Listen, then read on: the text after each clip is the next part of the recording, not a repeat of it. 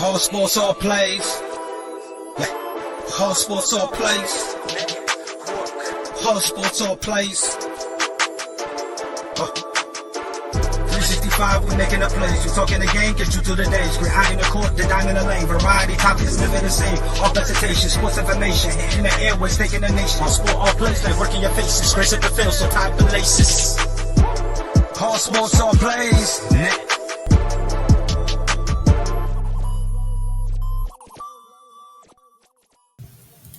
Welcome to the ASAP College Breakdown, the premier college breakdown show here on the network. We're coming to you live on the Fox D network on the ASAP all-channel TV that they provided for us. This is the first show going live here today. Today we're going to have a good show going here. We're going to break down the Thursday night college games, Friday night college game, break down the Saturday game. We're leading you all the way up to kickoff at high noon today on this great Saturday morning. And I'm going to introduce my co-host here, Lyndon Crisp. How you doing today, man? Tell everybody about yourself. I'm doing all right. Honestly, there's not much to tell. I'm a writer for. I cover the Jaguars and the Chiefs right now, and I've been trying to cover the Cleveland Cavaliers, but it's mainly just me just trying to get all these opportunities, you know what I mean? Yeah, true that. So, I'd like to get everything started on the show here. We want to go ahead and get some few words in. We got two videos from Fox D network. Tell them a little bit about the network. So we'll be right back.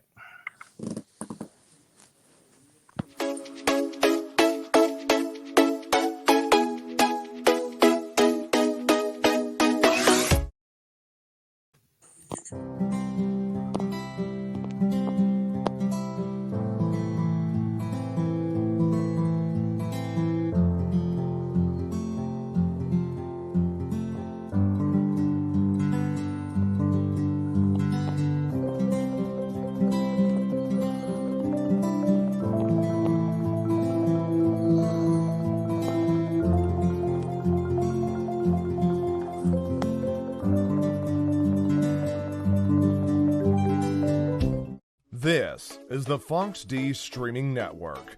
Register to come on our channel at foxdnetwork.com.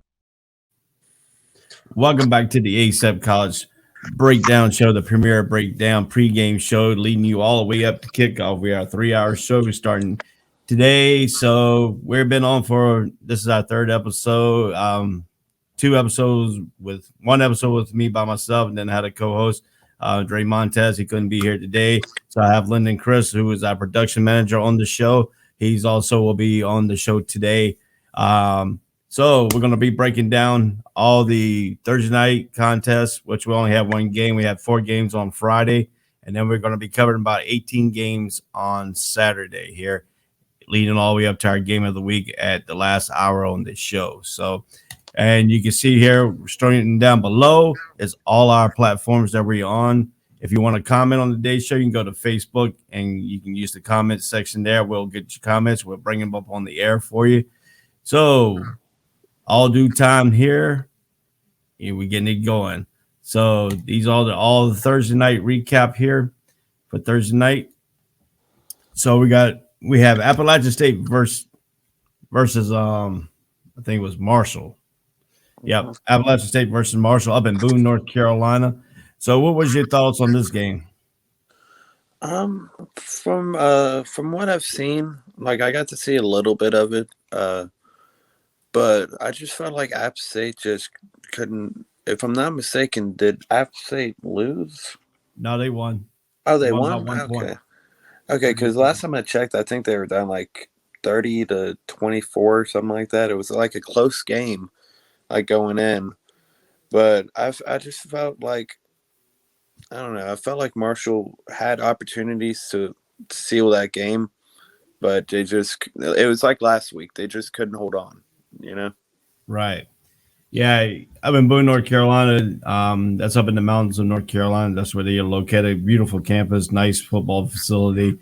Cameron Peoples ran for 3 touchdowns, and they Noel rushed for 87 of his 187 yards on the game, saving drive, and Appalachian State defeated Marshall 31-30 on Thursday night. After Chandler Stanton's 45-yard field goal put the Mountaineers on top with 5 minutes and 45 seconds to play, the defense held, but Robert Laver's 45-yard punt pinned Appalachian State on its own 8-yard line with 4 minutes remaining in this ball game. Noel then carried 5 straight times. The last 2 was 41 and 22 yards to burst that put the Mountaineers 3-1 on the Marshall. Quarterback Chase Bryce. Now, that's an interesting story here about Chase Bryce. He started at Clemson, backup quarterback to Trevor Lawrence. He transferred out through the transfer portal to Duke University, which he didn't have a good season last year. And all of a sudden now he's turned his record around his season now, doing very good with Appalachian State. So the change of scenery for Chase Bryce has been pretty good so far. So what do you think about the turnaround about Chase Bryce right now? I think it's pretty good. I remember watching him back up for Trevor, and I just kept thinking, I was like, this kid's going to be something special if given the right opportunity. And I thought he would have had that when he went to Duke last year, but like you said, he just couldn't produce.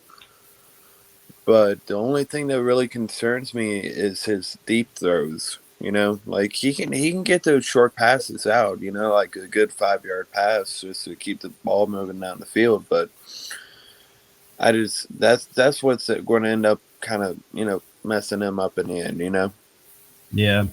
Yeah, to me, you figure he would have blossomed under Coach Cliff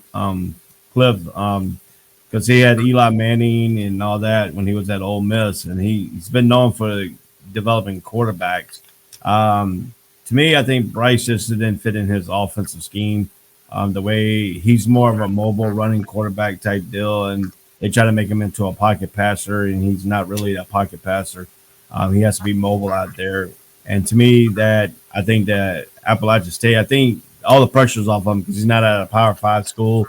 Appalachian State, I think his skill level is fit for that team.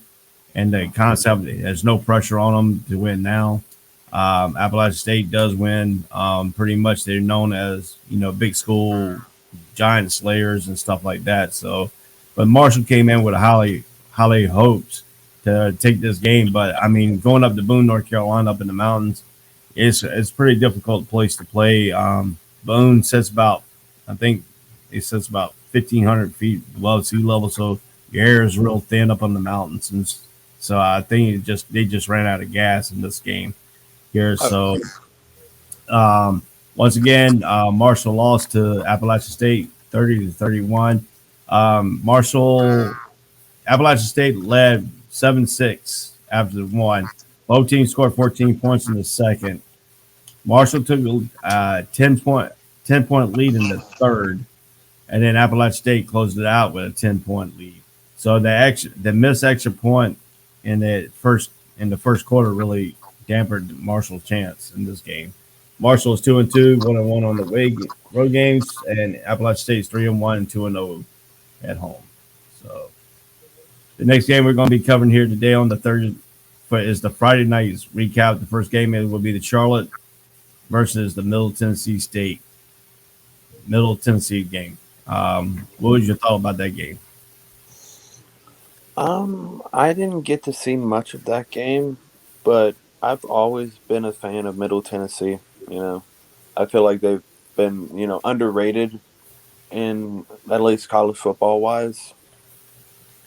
But I'm really excited to see how they're going to do this season. I feel like they can at least try to get in the rankings, Right. Yeah, in this game right here, I watched all the way up through halftime, all the way up to about the fourth quarter. The 49ers out of Charlotte, North Carolina, at Richardson Stadium, the new stadium they built. The former owner of the Carolina Panthers is named after him. He put most of the funds in for that stadium. Very nice facility. Football is starting to up and come for the Charlotte 49ers. I think this is their first year playing in the Conference USA. conference, and Chris Reynolds punched the ball in 4 straight times up the middle to score the ensuring touchdown with a leap over the pile from the 1 yard line. To me playing high school football and stuff, I think one of the best things is when you see a player jump up and over the pile. I mean, there's something about that, not having a linebacker in there. That linebacker, situation should have been there, but I guess they blocked pretty good and they had him to jump over for the game-winning touchdown. So if you look at it, Grant DeBoer's caught 9 passes, 114 yards, and a pair of touchdowns. Clevin Camp broke off a 44-yard scoring run at the end of the third quarter and racked up 101 yards rushing in 12 carries. Chase Cunningham threw for 379 yards, 5 touchdowns, 5 different receivers for the Blue Raiders. The Blue Raiders are now 1-3, 0-2 in his first career start. The junior had the entire with 5 career scoring passes, 150 yard singles, gains best effort. After 4 lead changes through the second and third quarter, Charlotte wrapped 2 touchdowns around and Middle Tennessee, three out of to grab a 35-24 lead with 10 minutes and 27 seconds remaining, breaking the pattern of the two teams trading scores. But the scoring drive was on consecutive possession, plus Reynolds' winner from the one swung momentum to the 49ers, who are now 3-1 and 1-0 this young season. I mean, the 49ers had a big win over Duke University, one of the lower tiers of the ACC Power 5 teams. This year, they lost a close one last week. Now they have broken this one off. So with the 49ers jumping up into the Division I level of school in their first year of Division I level, I think the 49ers could be a team to be reckoned with. I mean, Charlotte has a lot of great players, high school players in that area. If they start keeping them there, most of the time it's a hotbed for North Carolina University football team. They go up and get them. So does Georgia. So does a little bit of NC State gets some players up there. So how does Charlotte compete with those schools for recruiting that Charlotte area? Because if they can keep the homegrown boys, this team could be really something special. Oh, it definitely can. And that's the problem I see with it. Like, I just like all these like lower tier teams like are not getting like the recruits they need, when like most of them are wanting to go to like Alabama, Georgia, Clemson, pretty much any power school that you can think of.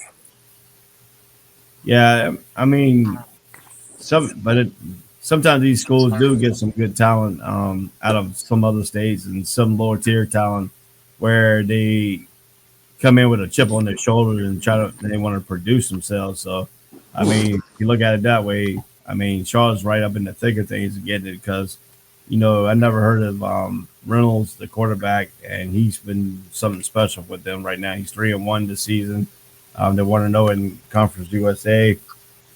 So if we're looking at, we're going to go ahead and transition to a Power 5 school, which is Wake Forest and Virginia game that was played last night.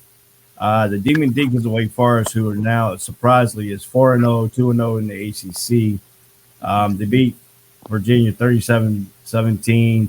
The game really wasn't that close. Really wasn't close at all. In the first two quarters, it was 20-3 at halftime. Both teams came out and scored 14 points in the third quarter. Wake Forest finished off the scoring in the fourth with 3 points. So, what do you think about Sam Hartman of Wake Forest and the Demon Deacons leading up right now? They're a 4-0 and 2-0 in conference play. They are a surprising team. They had a lot of players had to replace on defense and offense. But Sam Hartman is getting the job done for Wake Forest. What do you think about the game last night against Virginia? I thought it was pretty good. I mean, I just felt more bad for Virginia, because it just seemed like no matter what they did, like they could not make a stop. Like I think it was like 10 to 12 consecutive like drives they could not make a single stop, and I'm like,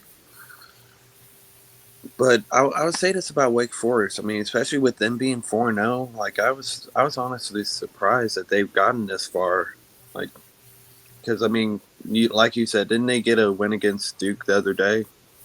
Nah, Wait Forest. Let's see what I don't. That no, Charlotte got a win over Duke. Let me Oh look yeah, at that Wake was Forest Charlotte. schedule here. Wake Forest had some wins over some good teams.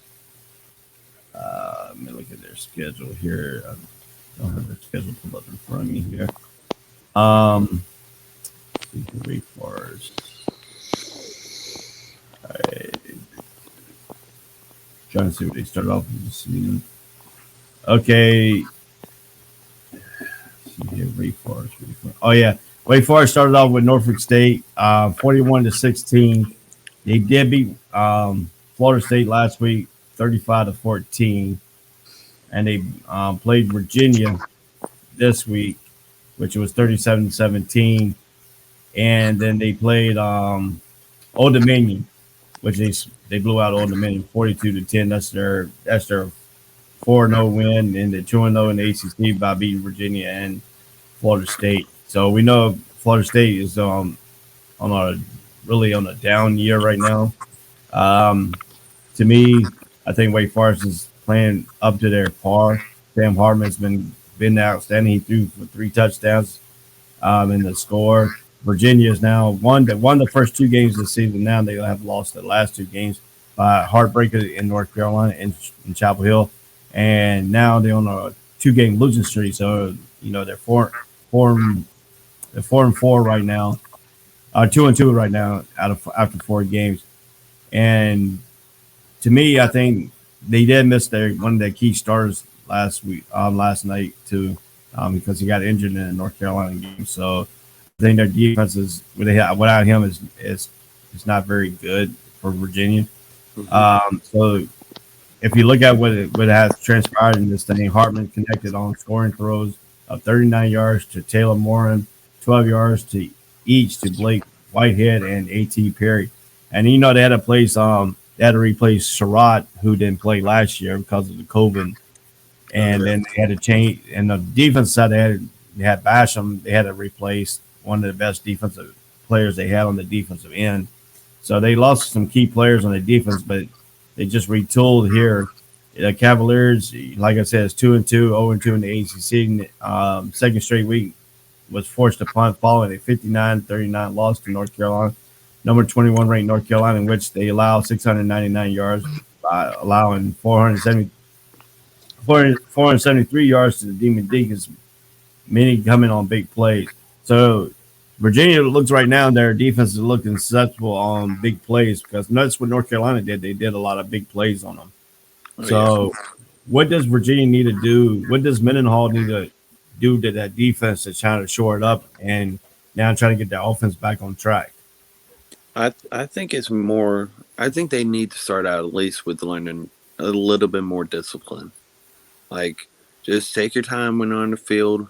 Just see what they're trying to lay out in front of you, and just try to make the stop. I feel like they can go back to being a great defense that they used to be. I just feel like it's going to take a little bit more time now. Yeah. And then Dave Clawson is the head coach of the Demon Deacons. If Wake Forest don't jump out early, because they've been jumping out early on these teams, if they get a team that they can't jump out early, and they finally face that the difficult trend of getting back into the game and stuff like that, we have not seen that yet. Like I said, they beat Florida State and they beat Virginia, and they played some couple of smaller schools in Norfolk State and Old Dominion. So Wake Forest test is going to be coming up pretty soon when they've had to go against Clemson and North Carolina State. So what do you see Wake Forest doing? Are you seeing them keeping this winning trend, or are you going to see them start faltering a little bit down the road? I could honestly see it going. I mean, they're going to have a real tough test next week up against, if I'm not mistaken, it should be Louisville. Yes. So I think that will be their first test to see if they can really, because let's be honest, they've faced some decent teams, but it's not really been, the power schools that we usually think of when. But if they can hold off Louisville, I feel like it'd be good to sit. I feel like they can hold off Clemson too. You know. Yeah. And I could see them competing for an ACC championship spot this year. Yeah. I mean, I know it's a little early, but still. I mean, they got Wake Forest. Wake Forest has got Louisville next week, followed by a game at going up into Syracuse, New York, play Syracuse. Then they're on the road again, playing Army up in Army on the 23rd. That's not going to be a easy game because they got to prepare for that triple option of the academy. So Oh yeah. I think they could get a little bit of hiccups there. I see them probably going to easily beat Duke at coming back home on October 30th. But then if you look at how Wake Forest got to close with on November 6th, they got to go to Chapel Hill to play number 21 North Carolina. Turn around on that following week to play North Carolina State on November 13th. And then the Dart and Tass of Clemson will be they have to go down to Clemson. Oh, it's going to be in Death Valley. Yeah, it's going to be in Death Valley on November 20th. Then they got to go. Then they close the games on the road. They got to go up to Boston College and play that after they play Clemson. So if you look at it, Wake Forest has one home game, and then they go on the road for 2 straight, then back home, on the road, back home, and then on the road to close. Last 2 games are on the road to close out their season. So Wake Forest got a little bit of tests coming up here in the next couple weeks here. The only contest you're really sure of, I think they can handle Duke. I think that's going to probably be the sure win of all of them. Syracuse is playing good at home, and we're going to be talking about them here, in a few minutes here. So, Okay. The next game we're going to cover the. Actually, let's go. Let's sub right into the Syracuse. Liberty and Syracuse played last night. Syracuse won the game 24-21. First quarter was no scoring. Good defensive battle in the first quarter. Syracuse got on the board 14 straight in the second quarter. Liberty got 7 points in the second. And then it was a close battle in the third, 7-7. Both teams scored 7-7 and then Liberty came back and scored 7 and 3. But they came up short in this game. So what is your thought on Syracuse letting Liberty play in Hugh Freeze's era at Liberty? We knew Hugh Freeze was a good coach, but him playing at Liberty and turning Liberty into a miniature powerhouse team in that lower tier of Division I schools. So what do you thought about Hugh Freeze's job they're doing at Liberty and then Syracuse letting them stay in this game? Well, from what I've heard, Liberty's been a pretty good team. They've always had good running backs over the last couple of years, but I feel like Syracuse kind of let off the gas a little early. I felt like they could have just held on just a little bit longer after halftime, because if I'm not mistaken, it would have been like 14-7 going into halftime. But I just feel like Liberty's defense probably held up a lot more than it should have, because I didn't get to watch the part of this second half. I got to watch the very beginning, but that was pretty much about it. Yeah, the second half was the second quarter was the most productive quarter for Syracuse. They scored 14 points, and then both teams traded 7 points in the third, and then Syracuse had 3 points. So if you look at the second half, Liberty won the second half, but didn't win the first half. So the first half was the tell story. The second quarter was the tell story to give Syracuse the boost for the win in this one here. But a Hugh Freeze has done a pretty good job with Liberty here the last 2 to 3 years, and he's still doing a good job. Dino Barber's, he's doing a good job at Syracuse, but is not really being that productive coach. So do you think Dino Barbers is on that hot seat? Oh, yeah. I definitely think he is. Because he's had, a good couple years to try to produce as well as he can. And, he just hasn't lived up to the hype, you know. I mean, because if I'm not mistaken, then he had a losing record last year at Syracuse. Yeah. Yeah, yeah. So yeah, I would definitely say he's in the hot seat. Yeah, I mean, Syracuse can't match that basketball team right now in their football. I mean, they've been good. They had, McNabb and all them and that time there, but he wasn't the coach then. So Dino Barber is gonna have to be shaping up. He needs to get some wins here, and playing that Liberty team, which a Power Five team should just knock him. But you got to handle the huge freaks. He knows how to recruit. He's getting players to buy in the system. They're 3-1, they're 1-1 on the away games. Liberty's going to be a tough out for anybody because that got a great coach and huge freeze on the situation here. The Flames, because of breaking into the AP top 25, missed out on a chance at the big win. The Flames could have notched a key win over a Power 5 conference opponent. The Flames have just one more game against the Power 5 team left on their schedule. Liberty will play at Ole Miss, and that's going to be a tough place to play in Ole Miss. And Ole Miss has been doing pretty good so far this season too. So right now the Flames got to go to travel to UAB. That's not going to be an easy game either. UAB has been coming on pretty strong in their football. The stuff that transpired down in UAB where they disbanded the football team. They got a bunch of petitions, brought the football team back. They tried to disband it again. They got another petition, bring it back. So I think UAB football is going to be here to stay for a while. And then Syracuse will hit the road for their first conference opener against Florida State. So, we know the stuff we're going to talk about Florida State here in a few minutes about their game coming up on Saturday. So, Friday night game, we have 4 football games. So what do you think about, and over in general, what do you think about college football on Friday night, taking over the Friday night football away from the high school kids, really? Well, I mean, I would say, like, at least from where I'm from, because I'm from Waynesville, North Carolina, so we only have really 2 big schools. Like, we have Tuscola and we have Pisgah. So we only, like, pretty much just show those games, even if we do. So I think it's great to give these college kids an opportunity to have the limelight and get to show their talents to, like, potential NFL scouts and whoever, like, you know what I mean? Yeah, I know what you mean. I'm from North Carolina myself. I'm from Henderson, North Carolina.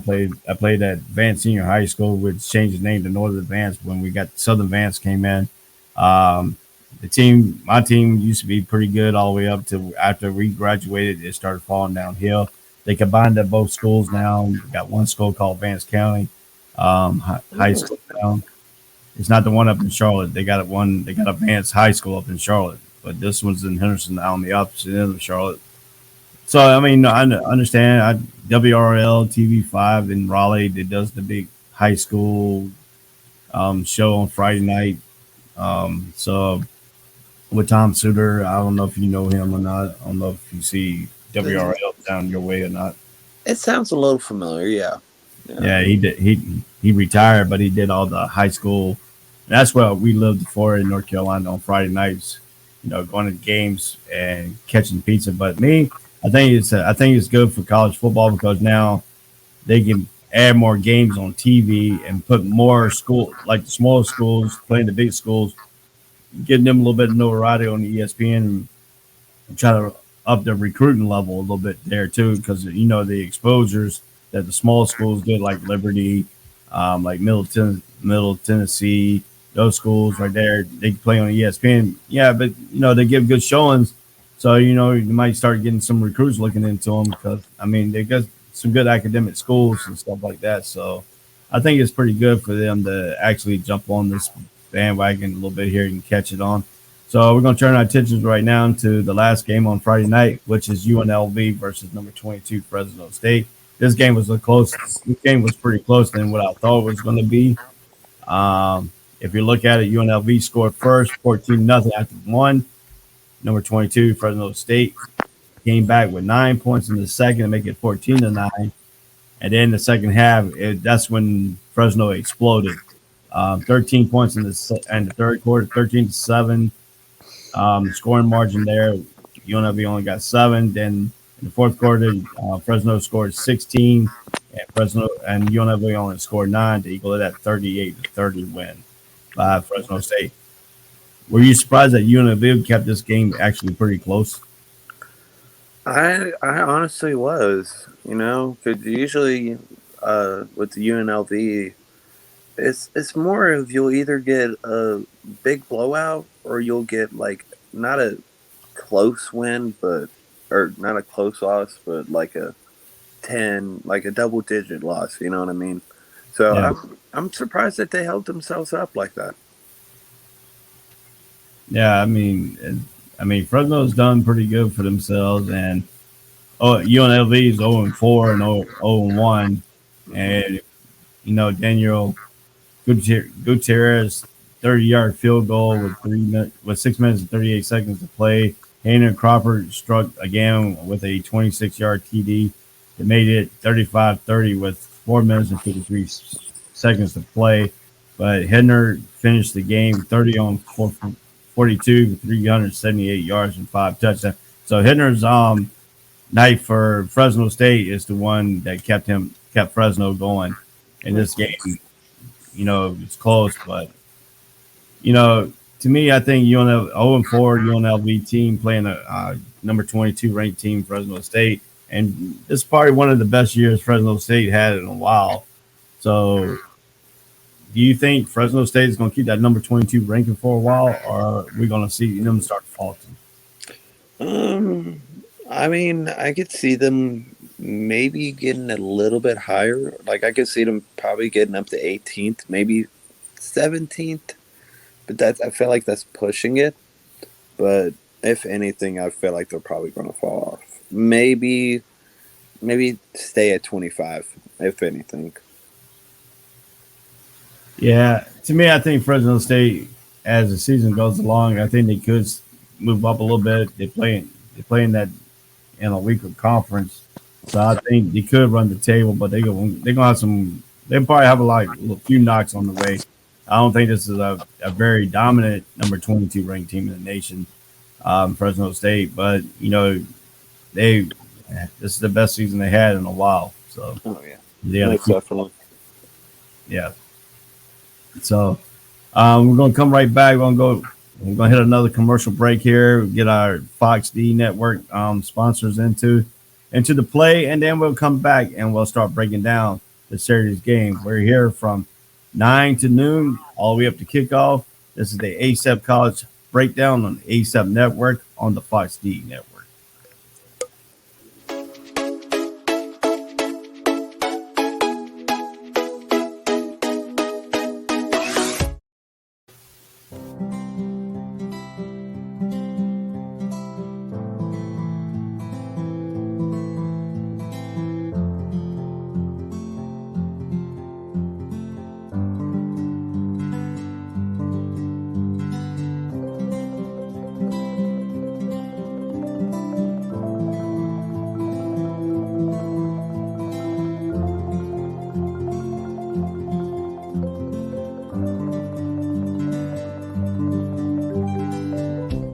This is the Fox D Streaming Network. Register to come on our channel at foxdnetwork.com. Welcome back to the ASAP College Breakdown. This is the College Breakdown premiere show. I'm Ray Cruz with Lyndon Crisp here. We're coming to you live.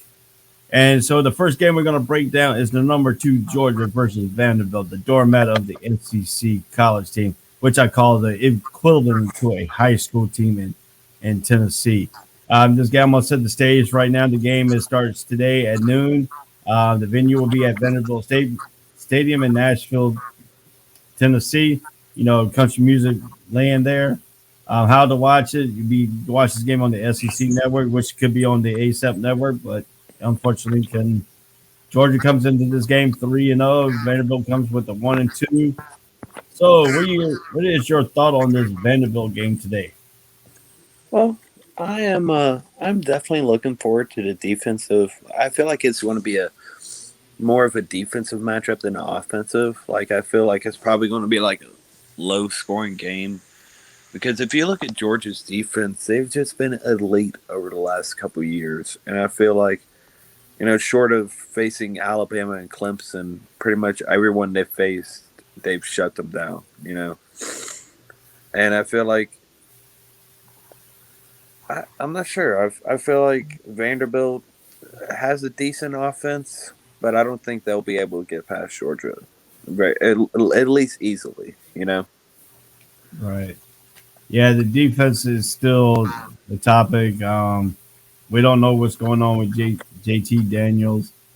For them, Bennett Stenson has come in and produced the last two games. So we don't know what kind of issues that is coming along there, but we know Georgia's the top ranked defense right now. They still got clashes with Florida, they still got clashes with Tennessee, they still got clashes with most of the SEC schedule. And then if they make it all the way to the championship, I don't think they play Alabama in the regular season. No, they don't. So they'll meet them in the championship. They can get past Florida and stuff. Florida looked good against Alabama last week too. So that's going to be a good game. Watching the defensive battle here in Jackson. That game will be played here in Jacksonville, Florida. Call it the largest cocktail party, and it is the largest cocktail party there because I've been there a couple times at the games since I live now in Jacksonville, Florida. I'm only about 20 minutes from the stadium, so that's good here. So if you look at that, so if we look at if the big if here, if Vanderbilt can pull the win, what will they have to do to pull the win here? I feel it's more of just shutting down the run game.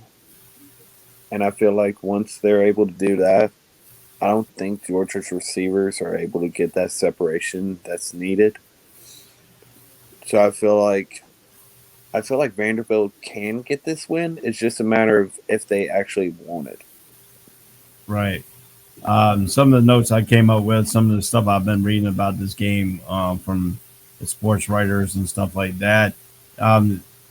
First of all, Vanderbilt's offense is not razor sharp. They're not capable to go up against this Georgia defense. I think Georgia's defense is going to have some pick six in this game. I think that's what's going to turn this game around for Georgia. But I think Georgia's offense has woken up too with Stetson Bennett behind the quarterback position. Since that defensive battle in Clemson, and Georgia really got a gift when that interception pick six in Clemson. That's really helping win that game because that was an actual defensive battle. That was two top defenses going at it in Clemson and Georgia, but Georgia got the big hand on that big mistake by Ugalea for Clemson's quarterback throwing that pick six to Georgia's defense. So Georgia's defense is capable. Some of the key points here they mentioned too, the Commodore defense, it cannot come up with big plays. They have to come up with big plays today. When you want to beat a top tier team like a number 2 ranked team, your defense has got to come up with some takeaways and turn Georgia's offense away when they get into that red zone area. And they have not done that this year. The way Georgia's offense had some few problems, I think they got some of the problems worked out. But Vanderbilt's running game worked against Stanford's defense, which we know Stanford's defense against the run has been very solid in the past 5 or 6 years on the Shaw. But like I said, the Bulldogs quarterback JT Daniels came back from injury and was brilliant against South Carolina. So since Bennett they put JT Daniels back in, his injuries came back, looked good against South Carolina last week. We know South Carolina had that quarterback that they pulled out of nowhere. What was his name again? I remember seeing it, but I can't really remember. Yeah, I think he was a sports writer or something, and he just come out of nowhere. Really? Yeah, I think he was a sports writer. If I ain't mistaken. Against South Carolina, he was a little bit faster. He can get off the field and wrestle up a little better. JT Dan was able to, produce in the fourth quarter after running game's defense put this way early. So what is your scoring? What is your prediction on the scoring in this game here? Well, Like I said, with me thinking it's going to be a low scoring game, I think Georgia's going to pull out the win, 14-10. Well, yeah, I can see that score too because it could be a defensive battle, but I don't think Vanderbilt's defense is going to be playing the capable that they could. I don't think they're going to get any turnovers. I think Georgia's offense is going to start rolling here. I think Georgia's going to go big, and that's going to go 44-10. The over and under, we like to play the over and under here. The over and under is 53. I think you can go ahead and bet that 53 because I Yeah. think Georgia's going to go. I think that's Georgia's. I think Georgia by themselves could go over the 53 points by themselves. Oh, definitely. So I don't know. Vanderbilt, it's going to be kind of hard for them to score. I can see. Technically, I can see a 53-0 game or a 55-0 game. Technically, but they usually. I think Vanderbilt can get at least 10 or 15 points, maybe. So yeah, Nate likes it 45-10. Sure, Nate. Yep. Georgia. I think because if you look at it, Vanderbilt, I think the SEC could have moved Vanderbilt out of the SEC. I don't think they're SEC program. They Yeah. haven't been in a while. I think they're just relevant a doormat team and just giving all the SEC a boost of wins, but not for them. So Where would you see them moving to if they did move out of SEC? I think Vanderbilt could go all the way down into a lower tier like Conference USA game place.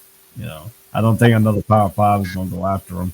I So think maybe Pac-12, if anything. yeah, but If, I don't see Vanderbilt moving because they just added Texas and Oklahoma oh to yeah, to the for next year. So that I don't see Vanderbilt leading. I just see them just going to be a doormat team because I don't think technically a lot of people don't want to go to Nashville to live. And that's one thing.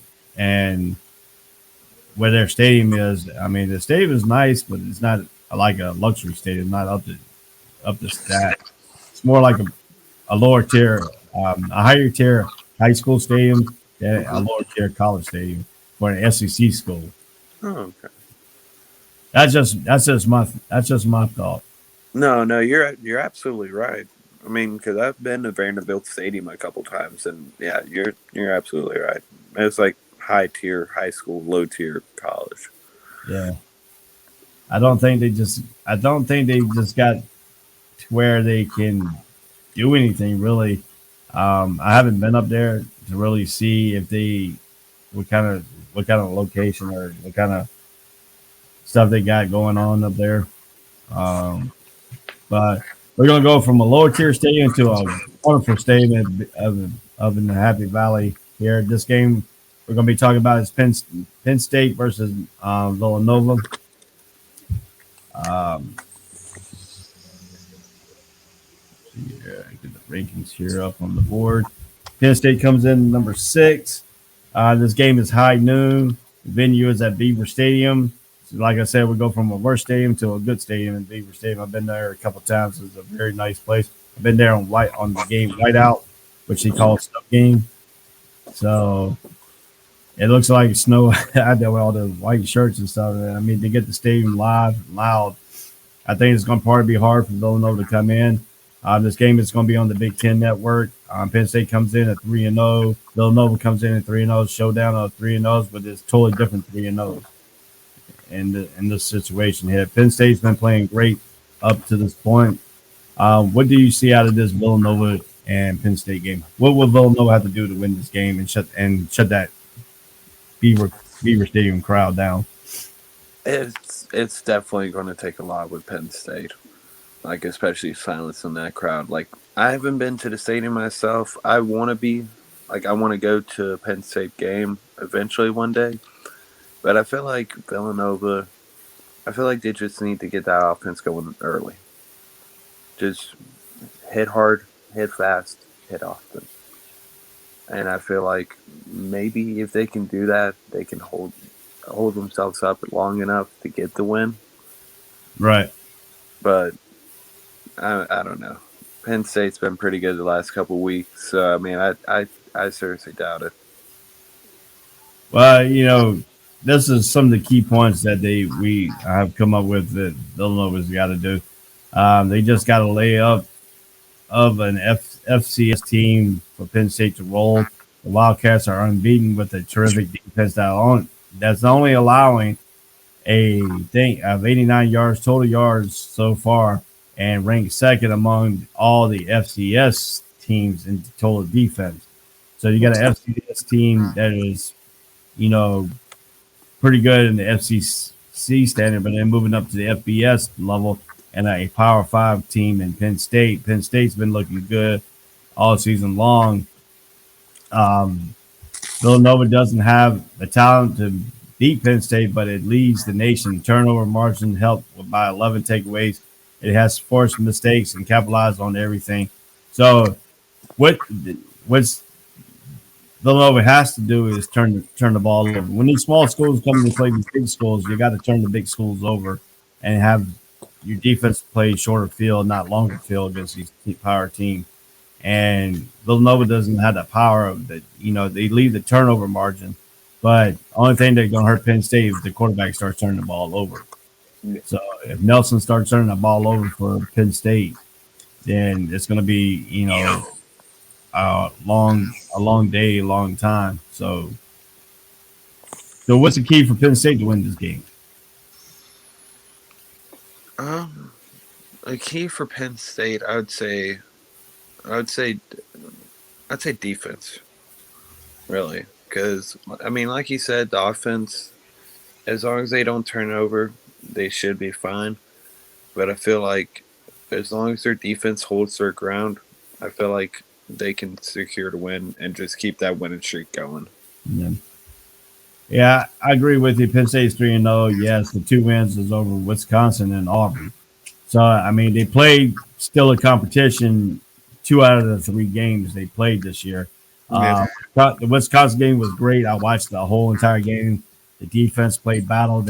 Both teams turned the ball over. Penn State turned over Wisconsin more in that ball game. The defense turned them away 3 times. I think it was 3 times in that game in the red zone. So the red zone defense has been stepped up. Auburn came in with a good running attack, good things. That game was I didn't get to watch all that game, but they turned their game into a win. Looks like James Franklin is getting that thing going up in Penn State.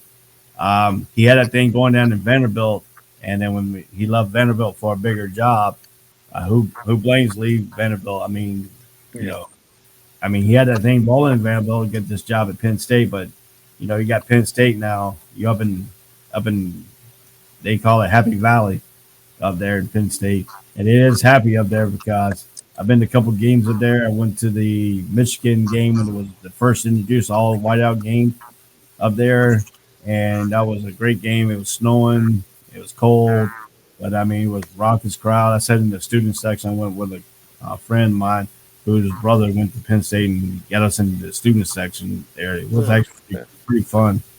Pretty fun game. It was 104,000 people there that night. It was standing room only.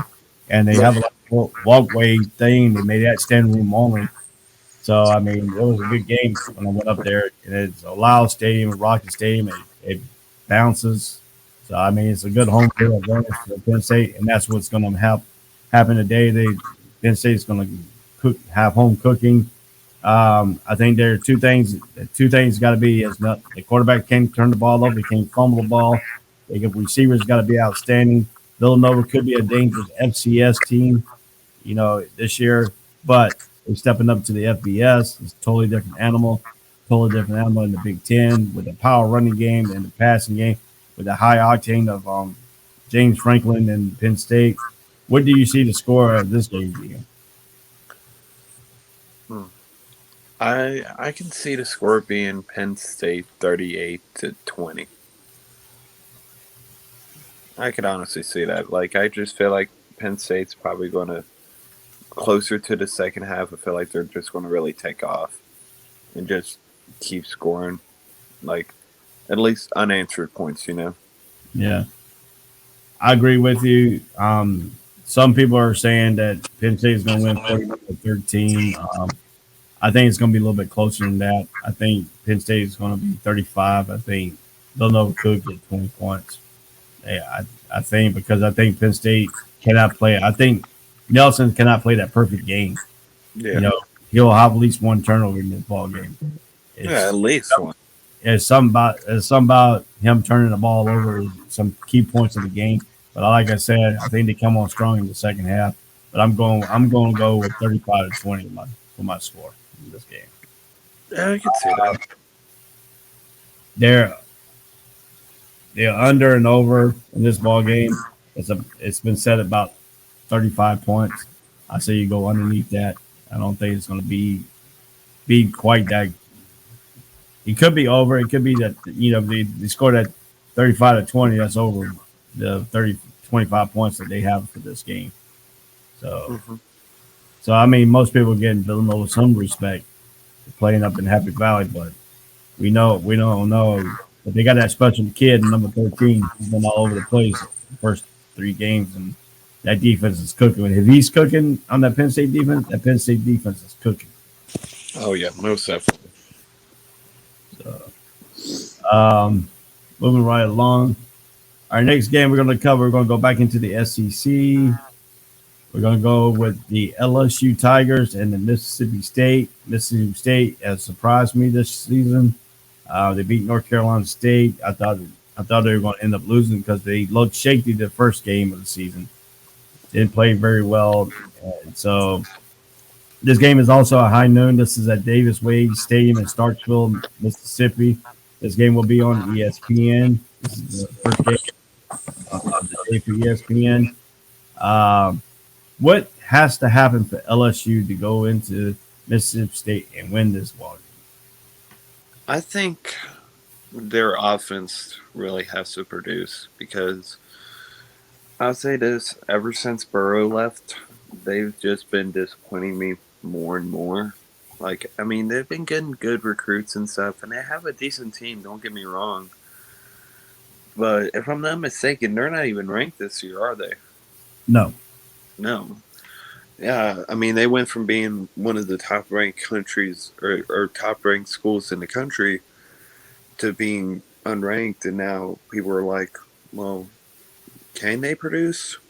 And I don't think at least this week they are. I think Ole Miss. Sorry about that. Go ahead. I was going to say, I think Ole Miss is going to completely destroy them this game. I feel like they have the advantage defensive-wise, but I feel like offensive-wise it's a little bit more balanced. But I feel like since Ole Miss has a better defense, I feel like they're going to get the win. Yeah, if you look at UCLA, LSU played UCLA. They played pretty good. Quarterback Mac Johnson has been great. Keeping up in a possible firefight won't be a problem. On the other side, it's hard to generate sacks against the quick-hitting Mississippi State offense, but pressure matters. LSU leads the nation in sacks and tackles for loss. It's going to make the Bulldogs quarterback Will Rogers press a bit for an attack that already doesn't do anything down the field. So Mike Leach is here in Starksville. What he did up in Washington State, he's trying to do, and he did at Texas Tech, he's trying to do here with the air raid, but it's not really working in Mississippi State right now because now the air raid has become a 5-yard dink, and hopefully they get in space and get their players down the field. It's going to be tough against LSU because, like I said, the LSU's defense has been pretty good, sack-wise and tackling-wise. So where does Leach have their target? They have to me, for Mississippi State to win, they're going to have to go for some big plays. And LSU's defense so far hasn't really given up too many big plays. And, make teams drive down the field and hopefully bend don't break defense and their pressure don't get to them. So if Will Rogers does press for Washington State, do we see LSU coming out with some pick six turnovers and short field to get that offense really going? I'm going to say no. I don't think they will. I feel like it'll be more of like they'll get like maybe 1 or 2 interceptions. I don't see a pick six.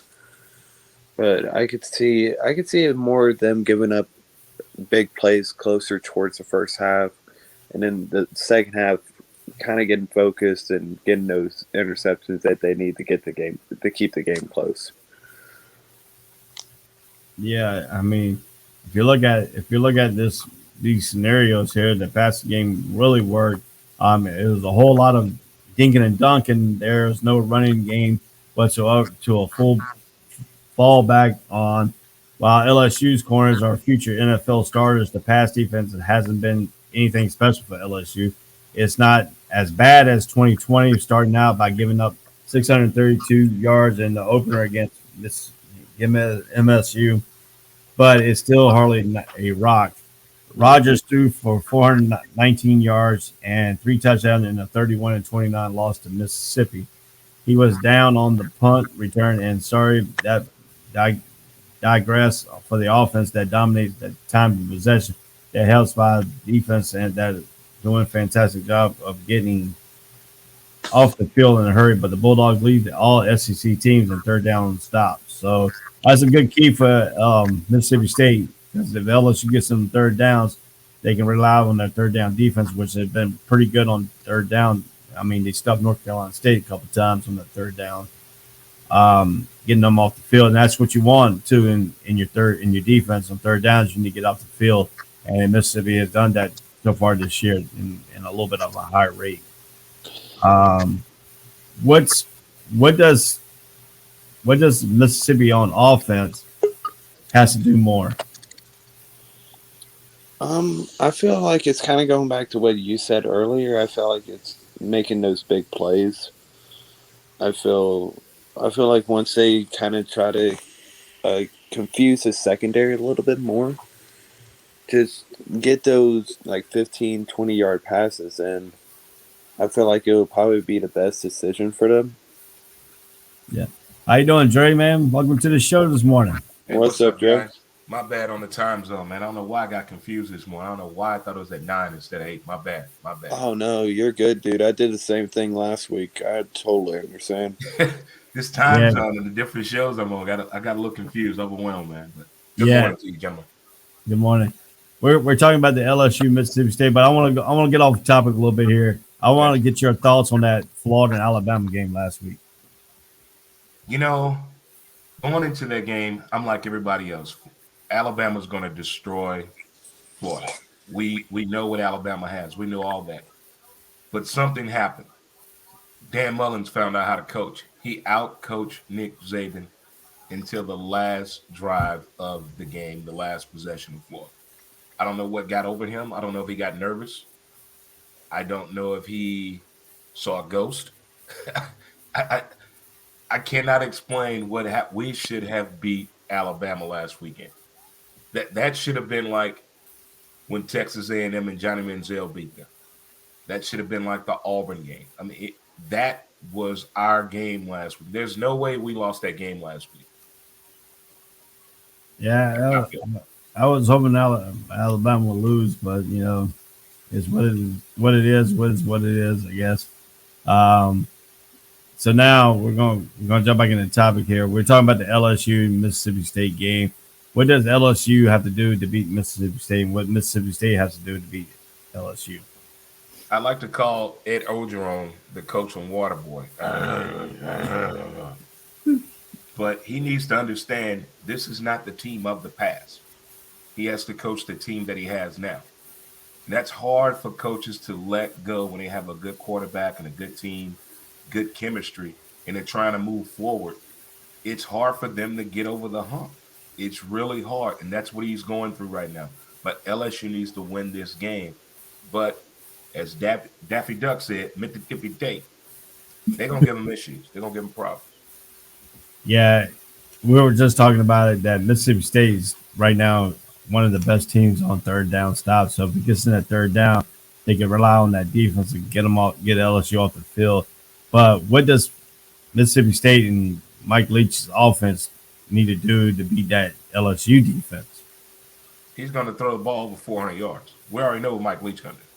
He's going to say something at halftime that nobody understands but his wife and daughter. He's going to say something after the game that he's making a point to probably 2 or 3 media people. But we know they got to air the ball out to win this game. But the last few games, I mean, he did throw for 419 yards. Rogers did in a 31-29 loss to Mississippi. But their passing game this year has been like dink and dunks and getting their guys in space, trying to hope they break one. They really haven't gone too much deep down the field. So do they have to go really deep down the field against LSU? See, Mike Leach, he likes exposure. He likes that. And this is the type of game to expose what he's trying to show everybody, that the passing game is still there. So they're going to air that ball out in unconventional ways, probably like on a 2nd and 3. He's going to chuck it down yards by 50 yards. He's going to do one of those moves today. So now we're getting down to our part of this thing, predict your score. So, Lennon, what do you see the score to be in this game? I could see Ole Miss getting the win. I'm going to say it's going to be a close one. I'm going to say 32-28. What game is this we're picking? What score? LSU and Mississippi State. Yeah. LSU and Mississippi State. Yeah. Give me Mississippi State 24-10. So you're only going to give LSU 10 points? Yeah. They're having a hard time, man. I'm telling you, he can't let go of what happened, that he lost such a great team so fast.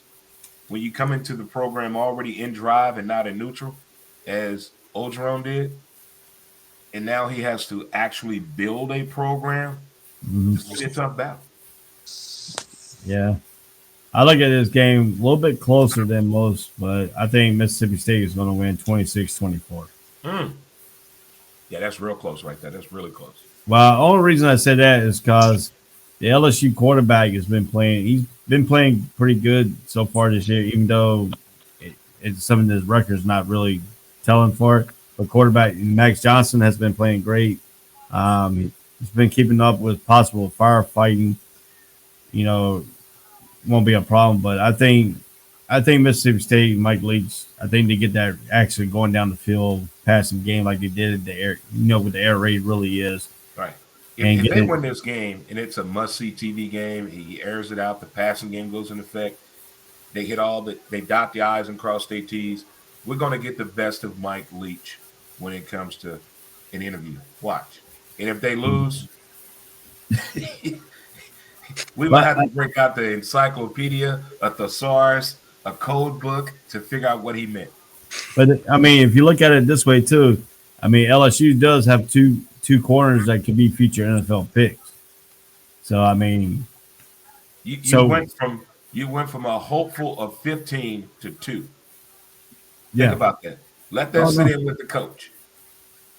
So that's Ogeron really has to earn his dollars right now. He got to really prove, let me show you what I can do, because that was an inherited team they had when he got there. If we're being real about this, he didn't do anything with that team. He just coached them up. They already had the pieces in place. So now, since you brought that little subject and leading this, do you think he's on the hot seat? You can't lose this game. No. When you get a high-profile coaching job, you probably have 2 things you have to do. Don't lose this one particular game. Or you're going to get the alumni in an uproar, the booster club going to get on you. There's one game you got. You can lose every game, but there's one game you got to win. One game. That's what happened at USC. Yeah. You have to win those particular games. This is why you got hired. We don't care about the resume. We don't care about how your wife look, how beautiful your kids are, your family background, what your future looks like. We're hiring you to beat this particular program based on what you told us on paper and in the interview sit down.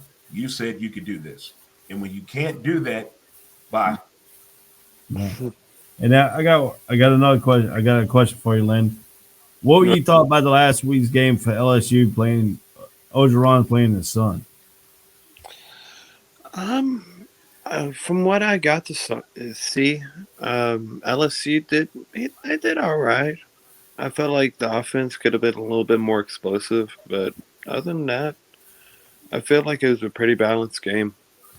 From what I've seen, I didn't get to see much of it. Yeah. I mean, it's gonna be something you sitting on the sideline. What do you think he told his defense not do to his son? Don't hit my boy. Yeah. Probably didn't come out that way. Probably came out a little sling blade. Don't be hitting my boy. I mean, it's gotta be kind of hard. You're the head coach at LSU. You're playing your son. He's playing one of the most difficult spots in quarterback, knowing that you're gonna get blasted because your team has got, the ability to sack the quarterback and tackling is their strong sport, part of their defense right now. So, I mean, him sitting on the sideline every time his son gets hit, he probably. I wonder if he made his defense run laps if he hit his son really hard. I don't know, man. We've heard some crazy story about coaches' kids through 30 for 30 stories and SEC story and documentaries and movies. I don't know if he probably took it easy on his kid. I mean, Ed Ogeron was 5'8" at 5 years old. So I don't know if he took it easy on his kid. I don't know. Right. Yeah. Well, guys, we're about to get ready to break down another 2 Power 5 schools. And I got some friends that are fans of this. I really don't like this team. I despise their fan base. But I'm not talking about the Clemson, but, Clemson versus North Carolina State today. I'm going to set the game up for you. This game will be taking place at 3:30. At one time, it was going to take place at high noon. They changed it to 12:30. Now they changed it to 3:30 for this game. This game will be taking place in Carly-Filling Stadium in Raleigh, North Carolina. This game will be on ESPN. Clemson comes in at 2-1. NC State comes in 1-2. Only one win. So, I mean, what do you think about North Carolina State? I think this is the year to get Clemson. Again, he's dealing with Ogeron's going through. He can't believe everybody's gone. He didn't prepare for the future. See, in college, you got to realize you have a short window of opportunity to seize the moment. Some college coaches get it, some don't. Some live in the moment, especially when you haven't been there in a long time. And that's going with Clemson. But Right. I think NC State, I'm not talking in days of Phillip Rivers or even as early as Russell Wilson. But I think NC State is in a position to do something that could wake up Raleigh. It could wake up downtown Raleigh if they go out here and play this game the right way, because Clemson is beatable right now. They are very beatable. They cannot stop the run. And they are a deep threat with that secondary. Yeah, I agree with you. North Carolina State does have two run and hit monsters, and Knight and Bam Knight, and I forgot the other guy, but yeah, they don't. They have Larry back there at quarterback.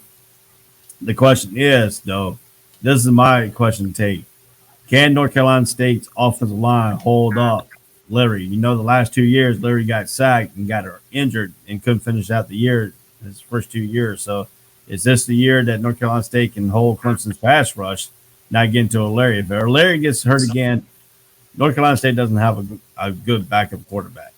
Right. And I do agree. But again, I don't think Clemson is about the hype this year as we thought they were going to be. They got really exposed the first game of the year. We saw what they had.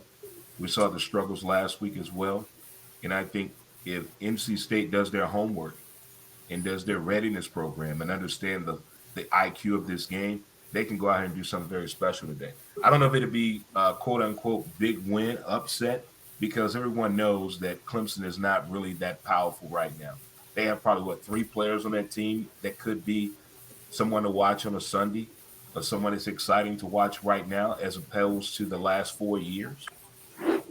yeah, I mean, you got to look at Clemson's defense too. I mean, the first game against Georgia, that was a defensive battle. The only thing that turned that game over was that pick 6 by Ugalea, the quarterback, throwing it right to the Georgia, right to him where he could turn it back for a pick 6.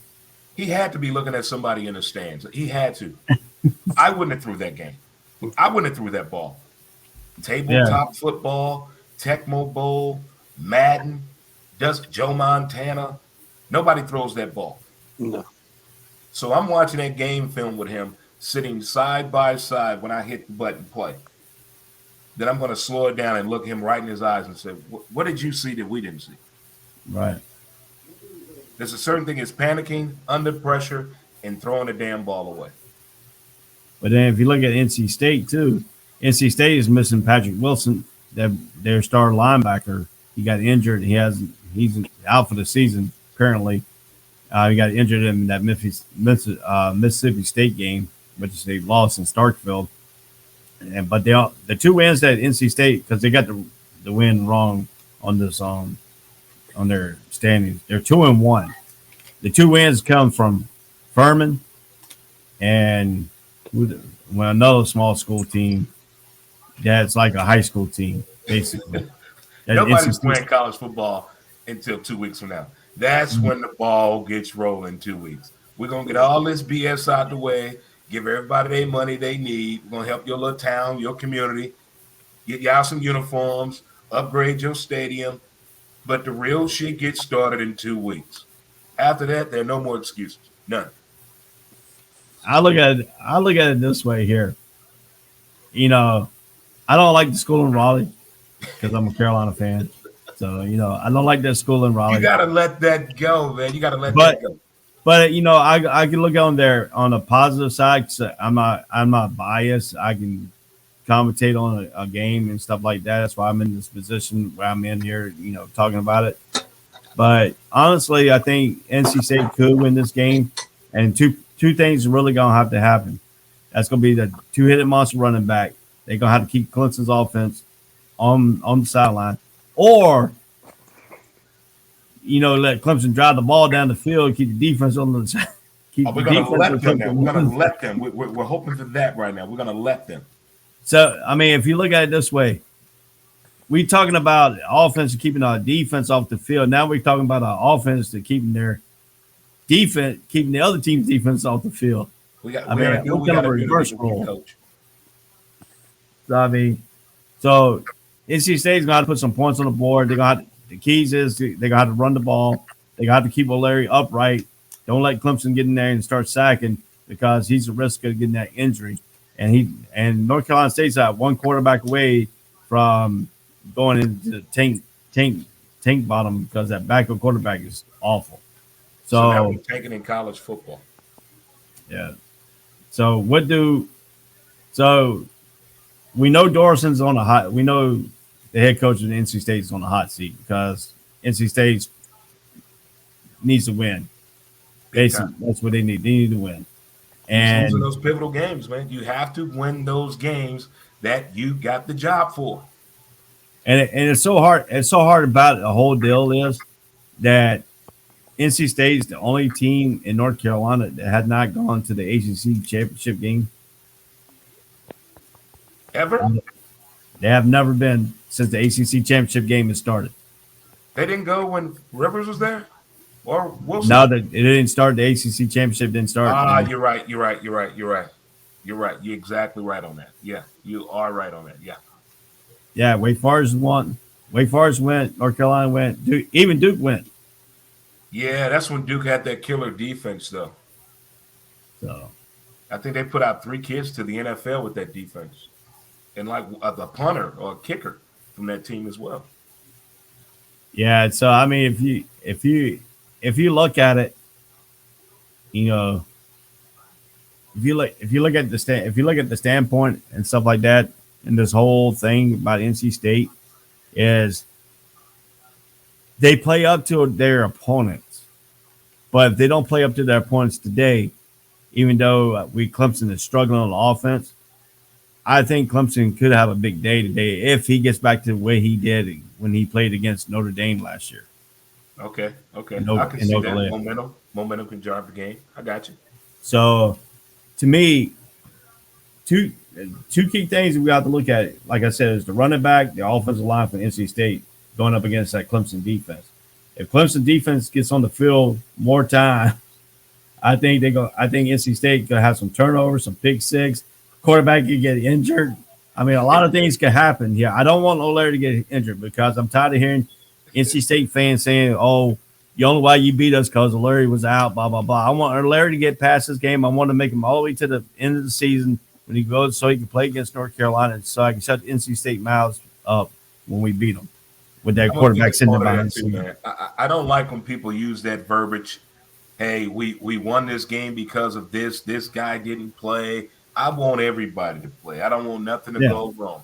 I want your girlfriend to get to the game on time. I want your parents' flight to be on time. I want your aunt that really doesn't like you to be at the – I don't want no excuses. That is one of my biggest pet peeve in sports, when people bring up limiting factors that we have no control over. No.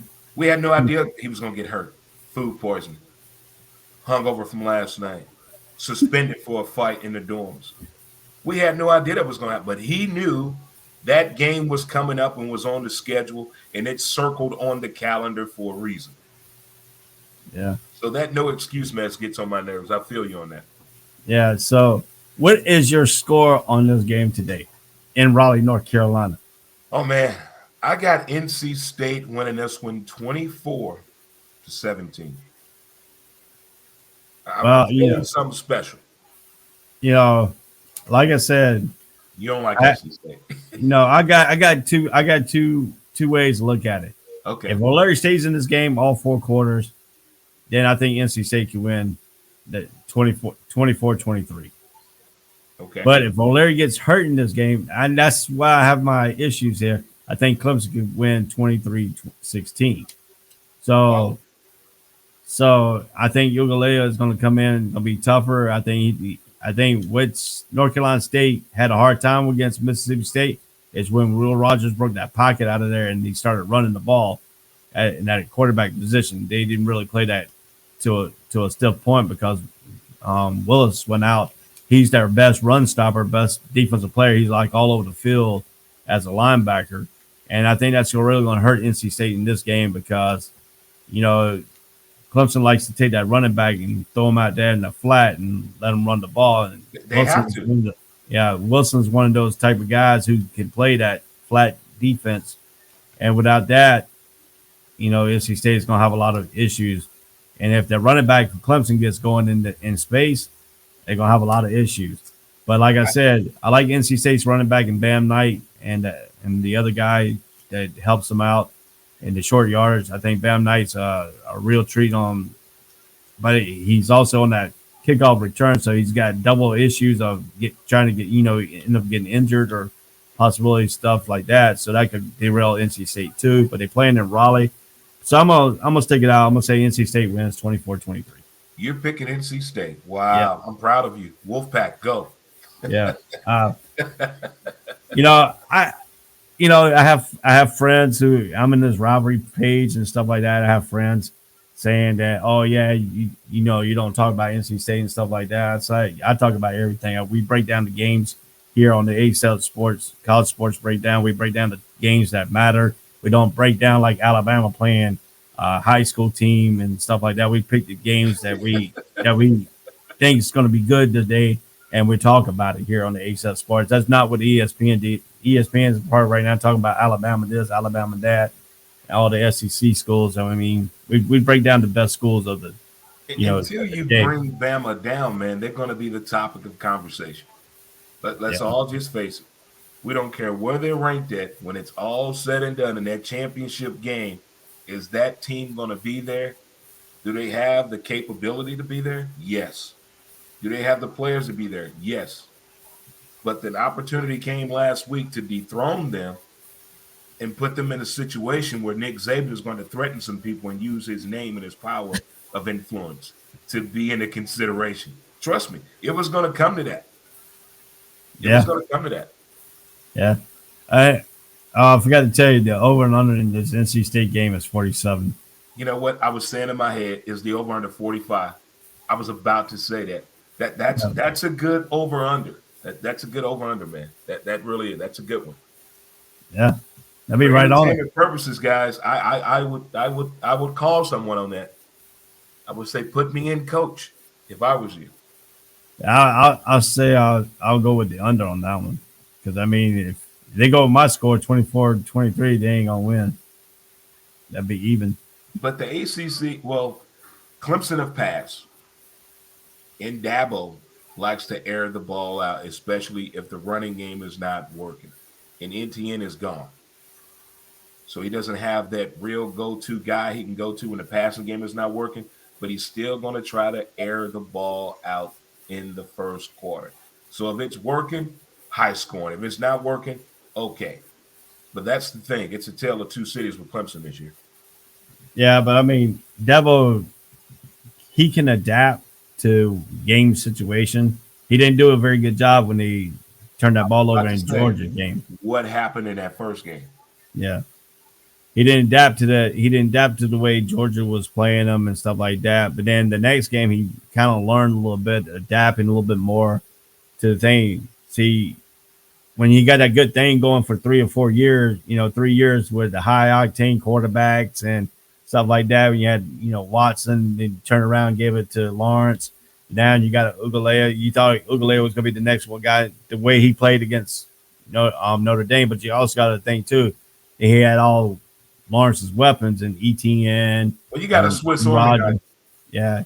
I mean, what you going to do? He had a Swiss Army knife for 5 years. Yeah. Now you're really testing your quarterback depth now in Ugalea. So now, if he doesn't get the job done, what's going to happen? Who's going to be? Are they going to start benching? You think they'll bench him, or are they just going to let him play out the whole season? It depends on how the first half goes. Depending on what the score is in the first half. If it's not a winnable game or a game that he can control and hold the lead, let's look at Dabo to lose his mind on the sideline yelling at his coaches and his players.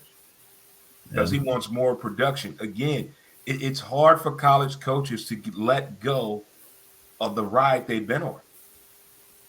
And they don't know how to refunnel the fuel. They don't know how to replenish the fuel, so to speak, because they get caught up in the moment.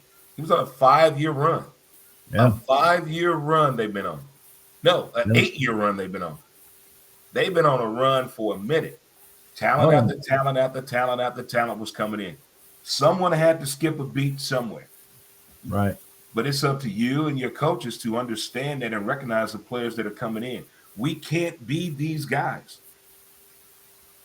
We have to be us. Use our attributes that can help this program on the offense you're trying to call. But you're going to see today, if they're not playing the way Dabo wants them to play, the way they've been playing earlier this year after that Georgia game, he wants to throw the ball, chuck the ball bad.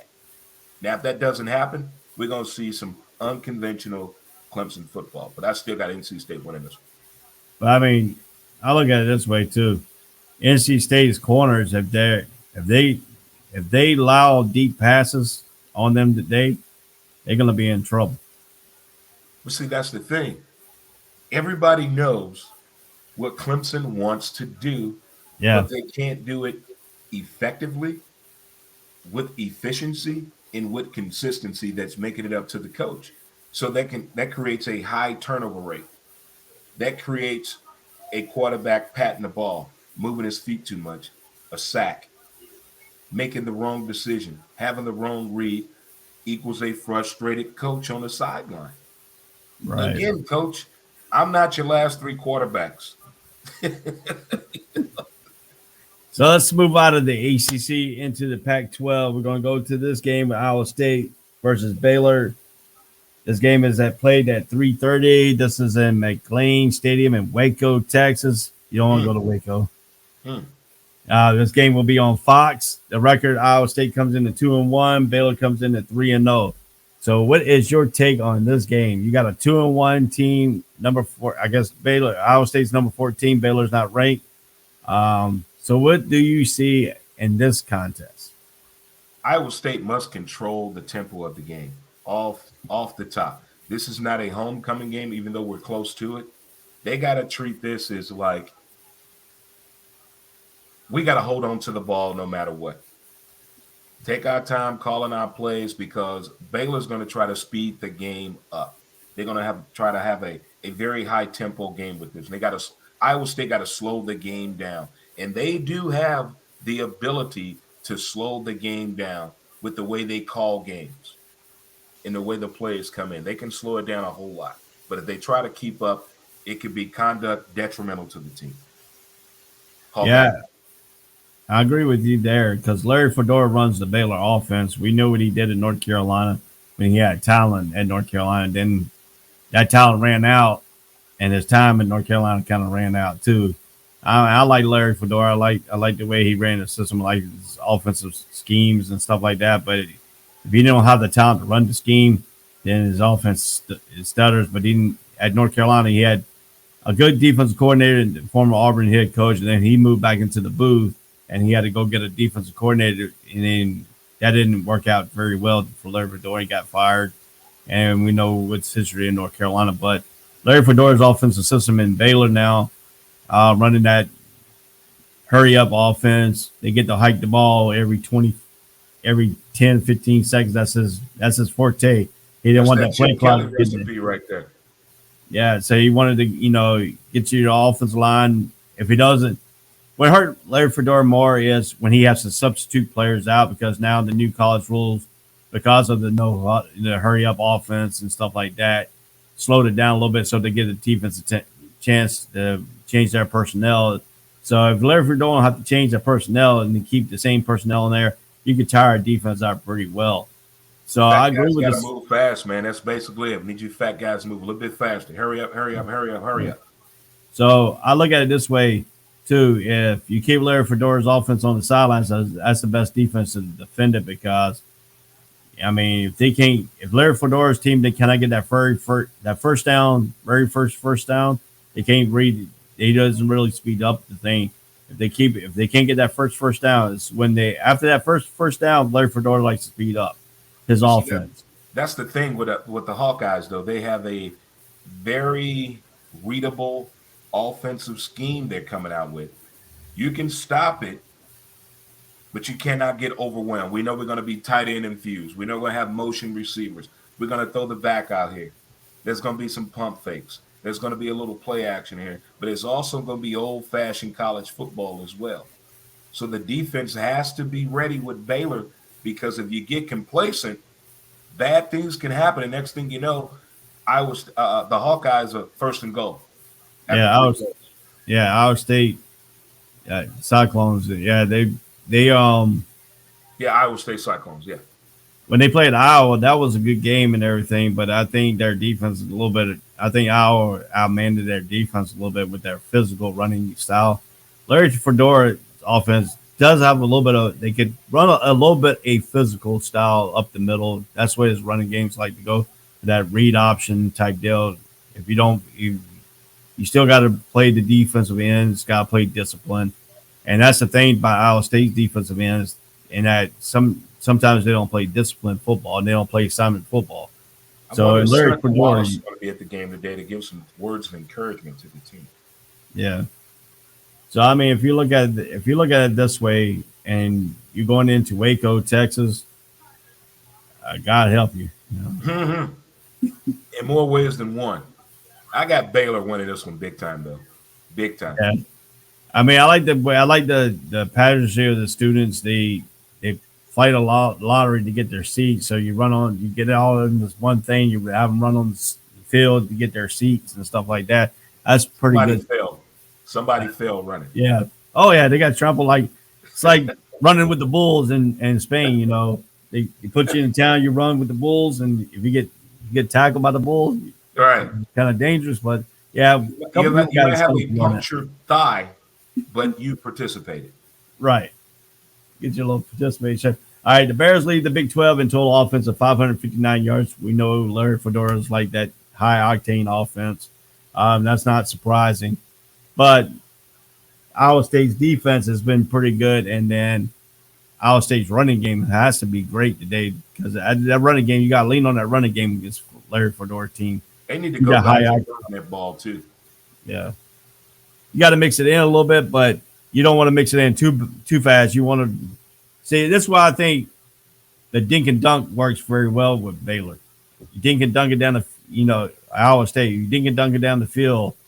You're not giving up the deep passes. You're keeping the offense, Larry Fedora's offense on the sidelines. It's about the best defense you can do against Larry Fedora. And I think Iowa State will lead possession the clock because Larry Fedora won't. that's another thing too. Larry Fedora's offense could get his defense tired, and that could cause a lot of problems too. Tick, tick, tick, tick. So. Tick, tick, tick. Eat that clock up. Eat it up. Eat it up. Eat it up. So when you look at this game, what kind of scoring you looking at? As I said, I have Baylor just killing Iowa State on this one. And they might put up 50 points on this one. I'm seeing a 56-14 game in this one. Wow, you taking I'm the seeing over. a lot of points scored in this game. You're taking the over. The over is 47.5. Yeah, that's Baylor. How many times? What's the seconds they put out plays? Let's say 23 seconds. Every 10 to 15 seconds. See, You how you gonna keep up with that? sometimes, Somebody's gonna get outwinded. Somebody's gonna be left wide open. Coach. yeah. Sometimes he said he wants to hike the ball under with 5 seconds just going off the play clock. Wow, That's that's how Chip Kelly did it back in the day. so. I mean, but I look at it a little bit different here. Most model got Iowa State winning 30-16. I think that's gonna be wrong. I think Baylor's gonna put 45. I think Iowa State's gonna probably put up around 40. I think Baylor goes 45-40. Wow, that's a lot of points. Baylor don't play defense. When you're scoring that many points, you don't have to play defense. They have to keep up with you. I'm gonna tell you this. Have you ever heard the cliche? Your offense wants to get the defensive tired. Well, Yes. this offense is gonna get both defensive tired. That's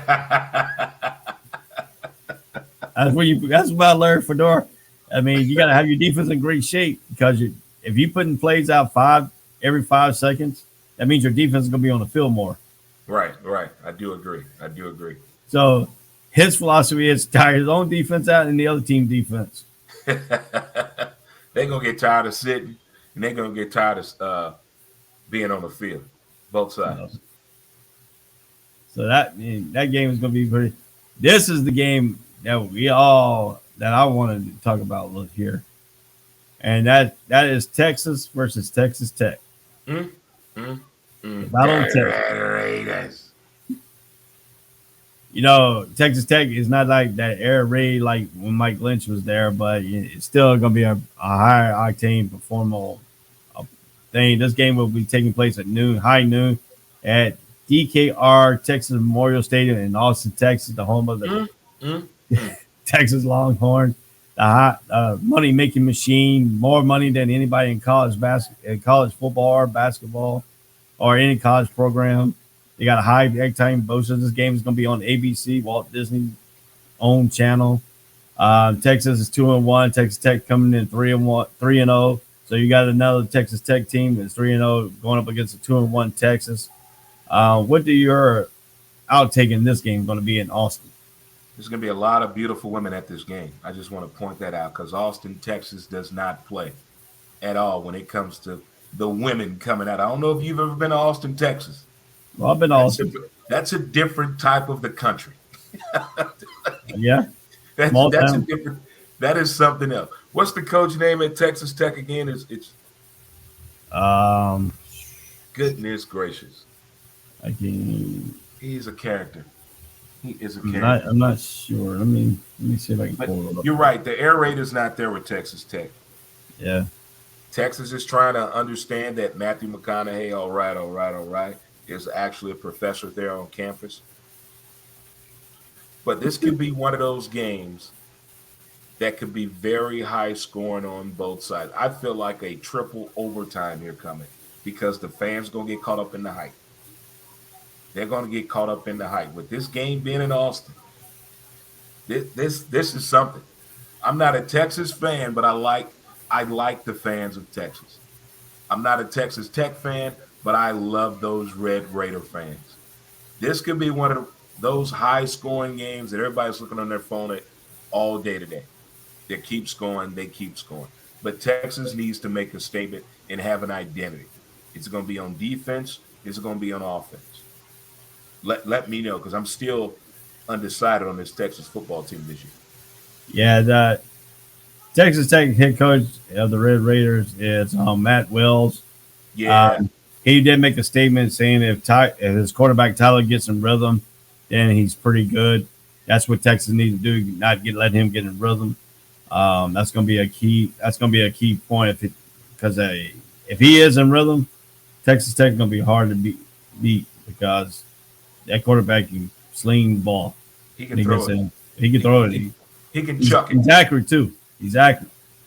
And that's why I'm saying Matt Wells said if he gets in rhythm, then it could be a long day for Texas defense. But if Texas defense gets in there with a sack party, having a sack party, all the good looking women and Bevo in the end zone down there don't get loose, you'd be all right.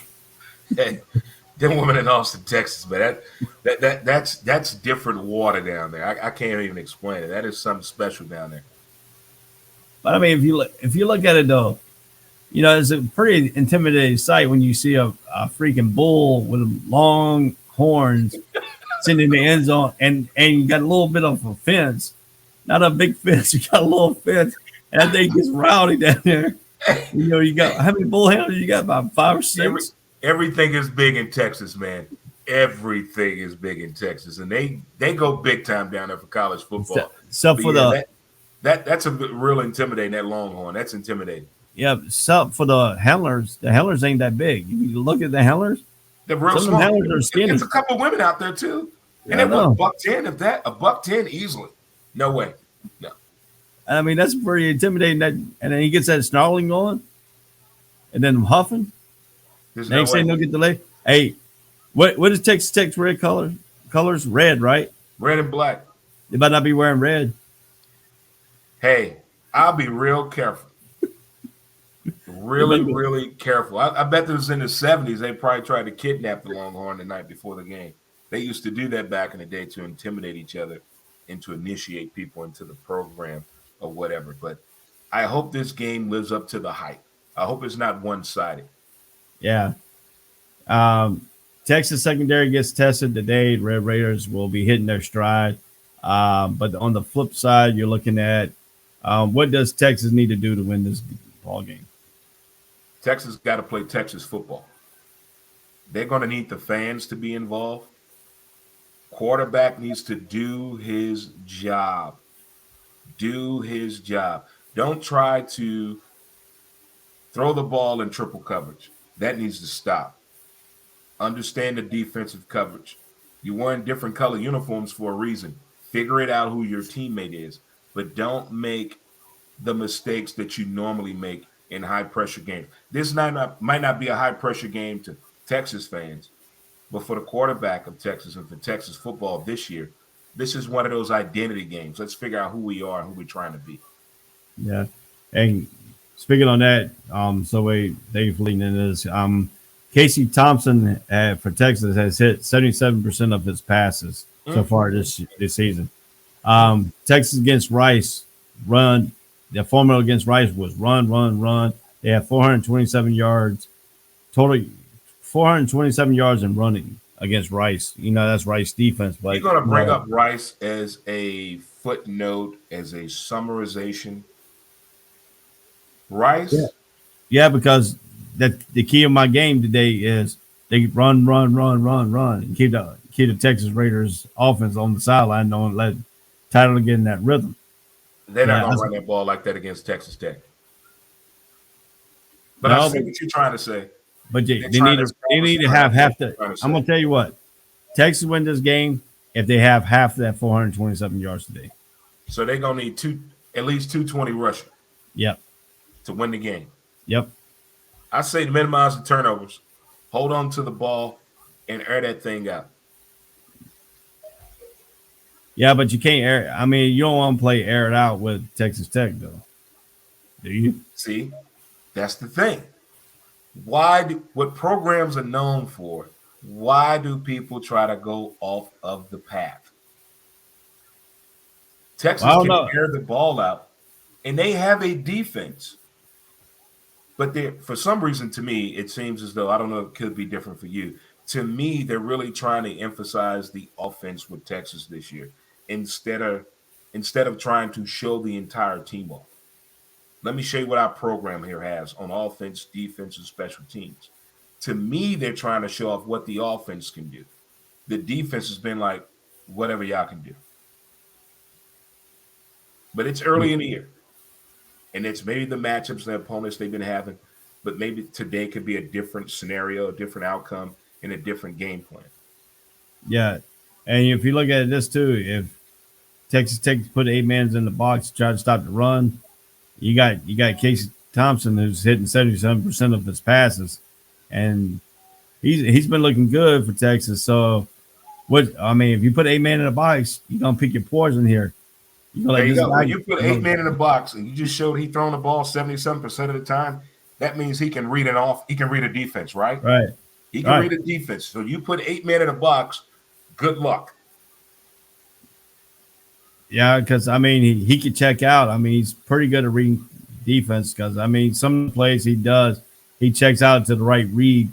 Like the last game against the game before that, when the game they lost, that one play that he did was he audibled into a quick slant on a pressure man coverage because the guy didn't have the inside position. He was playing on the outside shoulder, so he called that quick slant, and the dude took off. Hit that quick slant. Next thing you know, he's down 40 more yards down the field because the outside technique with the corner. So Right. he does know how to read the defense and stuff like that. So, but college's defense is not really complex like the NFL defense. Some programs, I agree, but some programs they really want to push that defensive pressure. I'm gonna call it. Alabama's a different story though. Not last week. Alabama's like a NFL team. Not last week. Well, go ahead. Yeah. Maybe that. But last week too, you said my Tar Heels weren't gonna beat Virginia either. So Oh, you're gonna bring that up? No, I'm just gonna let it sit there for a moment. But anyway, so what do you have this scoring look like? Oh man, I love the Red Raiders, but I need Texas to get back to Texas. They need this victory. This is going to be one of those 21-17 games, Texas. 21-17, Texas. In Austin, shout out to ECAB, Electric Cab in North America. Do your job. Well, I'm gonna play the devil advocate here. You say it's gonna be a close game. I'm gonna say it's not. I say Texas is gonna win the game, but I think Texas is gonna push it out 34-23. 34-23? Yeah. That's like the second game you said 23. You're a Michael Jordan fan. Of course. Of course. There we go. He's the GOAT. Yeah, that's second game you picked 23, I think. Yeah. So if you take a bet, what do you think the over and under in this game will be? If you had to say 40. 61.5. That's what Vegas says. What? Yeah. Again, entertainment purposes only. If you have the ability to delay some cash today, this is the week. I'm telling you, in 2 weeks, you got to be careful about betting. I think the first 5 weeks in college football this year, for the first time ever, you can come out in the plus zone. In the plus zone, you can come out. So if you look at it, would you include Texas, LSU, Clemson, and Penn State game in a parlay? I almost hit a 17 parlay last weekend. I missed about one game, $124,000, $812. We wouldn't be here right now. We'd be somewhere else doing the show, side by side. That sounds like a nice parlay there, man. I'm looking at some things right now on 3 of my websites that I gamble on. I'm looking at a little parlay right now. Yeah. I'm thinking about doing some cash action today. I'm feeling good based on last week. Feeling good. That's some parlay right there, though. That's dangerous. But $100 on 7 teams, and I missed it by one game. But this week, if you got Clemson, State, but if you put Penn State in there, because you know what Penn State might do. But then I'm not you fucking put with Texas. Penn State no more this year. They ruined me. They ruined me. I'm done with them. They're playing Villanova today too, so Them smart ass kids? Hell no. What's the over under on that game? I think it was 55. I'm going under all day. Villanova too damn smart. They can slow the game down. Oh, they got a can good slow running the game attack. down. They got a good running attack. But then again, they also lead the nation in turnover.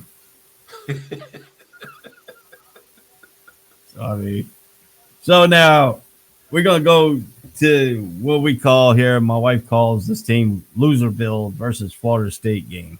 Louisville. Yeah, and she calls them Loserville. Uh-oh. That's what she calls them. She's a Florida State fan, so this game is played today at 3:30 at Doak Campbell Stadium. And now get this, they put this thing out. I'm telling you what, I should win money off this thing. Where is Doak Campbell Stadium located at? Is it Louisville? No, it's in Tallahassee, Florida. They put Tampa, Florida. It may be on the cusp. No, it's nowhere near. It's nowhere near. It's in Tallahassee. Well, that's computer error. Yeah, because Tallahassee is 2 hours from me, and that's going west. If you go further south, Tampa's 3.5 going south. So where are you at? I'm in Jacksonville. Oh man, I'm 45 minutes outside of Georgia border. that's the largest city by square footage, Jacksonville. Correct. And I drove every square footage, 340 miles. Man, almost took a job there in the 90s. Almost took a job there in radio. Yeah. I wish I would have. Yeah, they got the 1010 XL sports program here. Yeah. So, but yeah, they're playing today on ESPN2. Louisville comes in at 2-1. Florida State, unbelievable, comes in at 0-3. Have you ever seen a Florida State team come in a game 0-3? I haven't seen this team look this bad since Burt Reynolds bought the uniform pants everybody thought was ugly. That team did pretty bad. But I don't know who this Florida State team is. This is not how you memorialize Bobby Bowden.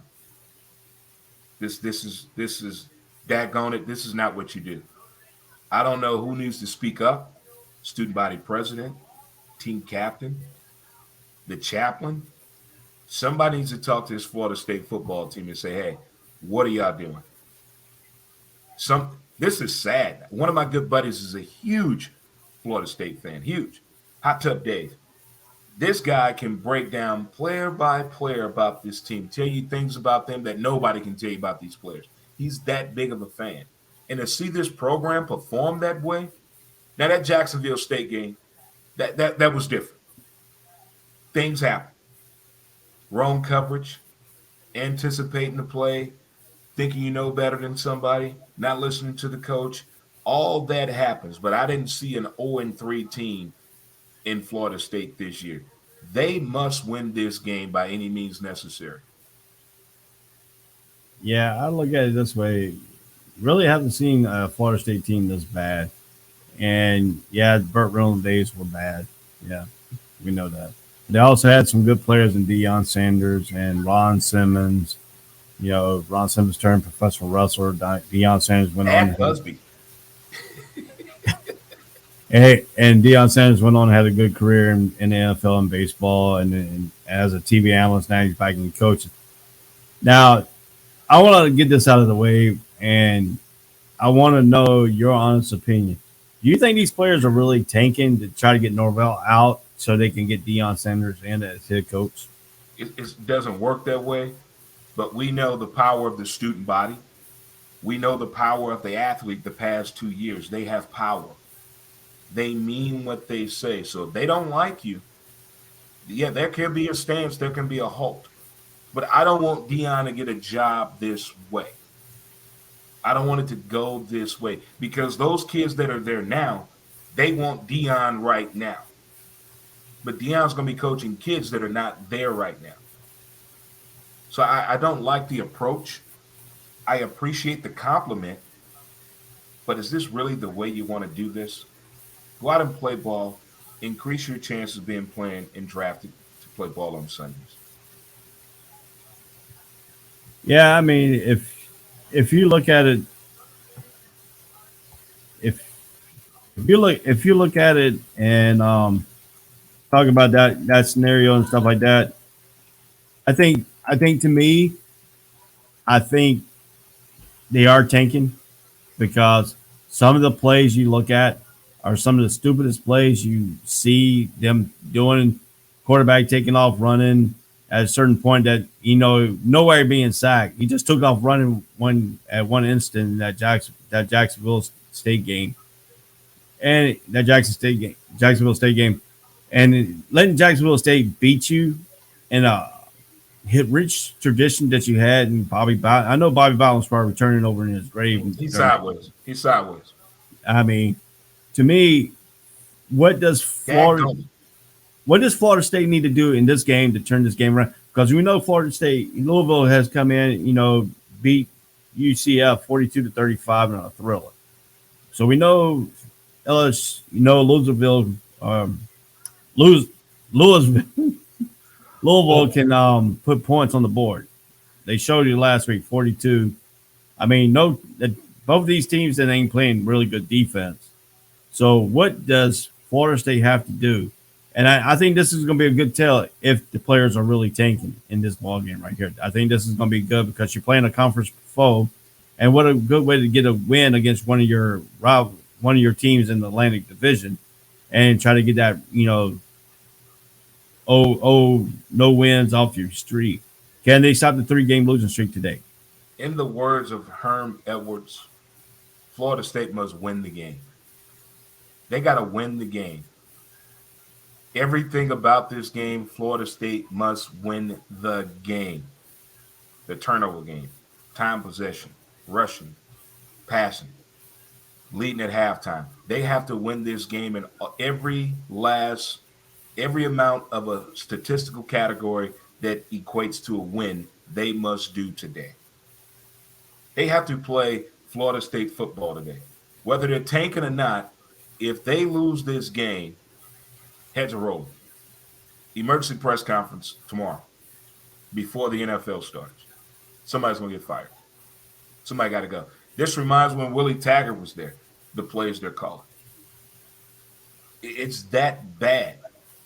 But I refuse to believe that kids that I want to call this like a camp visit, they're not staying very long. They're leaving it. They're up out of here. Unless they know what's coming through, and they're pushing for that coach to come and help the guys that are coming through, and they know what's coming, okay, I get it. But Florida State must win this game. I mean, what's going on with Florida State? Is he lacking in the recruits, or the recruits don't want to go there no more, or did they need to get a coach leaves a program? It does something to the players he already has, and the players he has coming in that he has went into the homes and recruited. So now the message is lost. This guy recruited me. I made a commitment to this program. Now I get here, I have a substitute teacher I don't even know. Now I got to get to know this guy. This guy didn't recruit me. He hasn't seen my game film. He don't know why I'm at this program, what I can bring to this program. So now you got to re-identify yourself. It's like getting to know, like if you have kids from someone else and your kids leave every weekend, you have to deprogram your kids when they come home Sunday night. Right. Because they've heard the nonsense since they've been away. And that's how these Florida State kids are, and the coach are treating each other. They have to deprogram each other. They got to get to know each other. Because this is not what I signed up for. You're not the guy that enticed me, influenced me to come to this program. But now I got to go out here and play my best for you. But you're not using me the way you came in my living room and talked to my grandmother, my mom, my dad, my uncle, my cousin, my little sister. So now I'm confused on what to do. So I kind of believe you. The players got a little hand in this game. If they want to tank, they can. But tanking for a coach in college, does it really work in college football? Yeah, if you look at it that way too, is Norvell getting the right people for his scheme? I mean, it looked like some of their players are not fitting his formation, his scheme of thinking, his defensive scheme, his offensive scheme. I mean, they have played good defense, time during games and stuff like that, but the offense is sputtering. It's not like that offense he had when he was I think he was at Memphis. Yeah. So I mean, what is the take here? But I mean, you got Florida State rich history. I mean, it's easy to sell Florida State because they're a winning program. They got national championship. They got It was a long time ago. Different coach, different era. The game has changed big time. I mean, now guys, offensive schemes have gotten a little bit more different. The approach to the offensive scheme is a little different, but you're still playing football no matter what.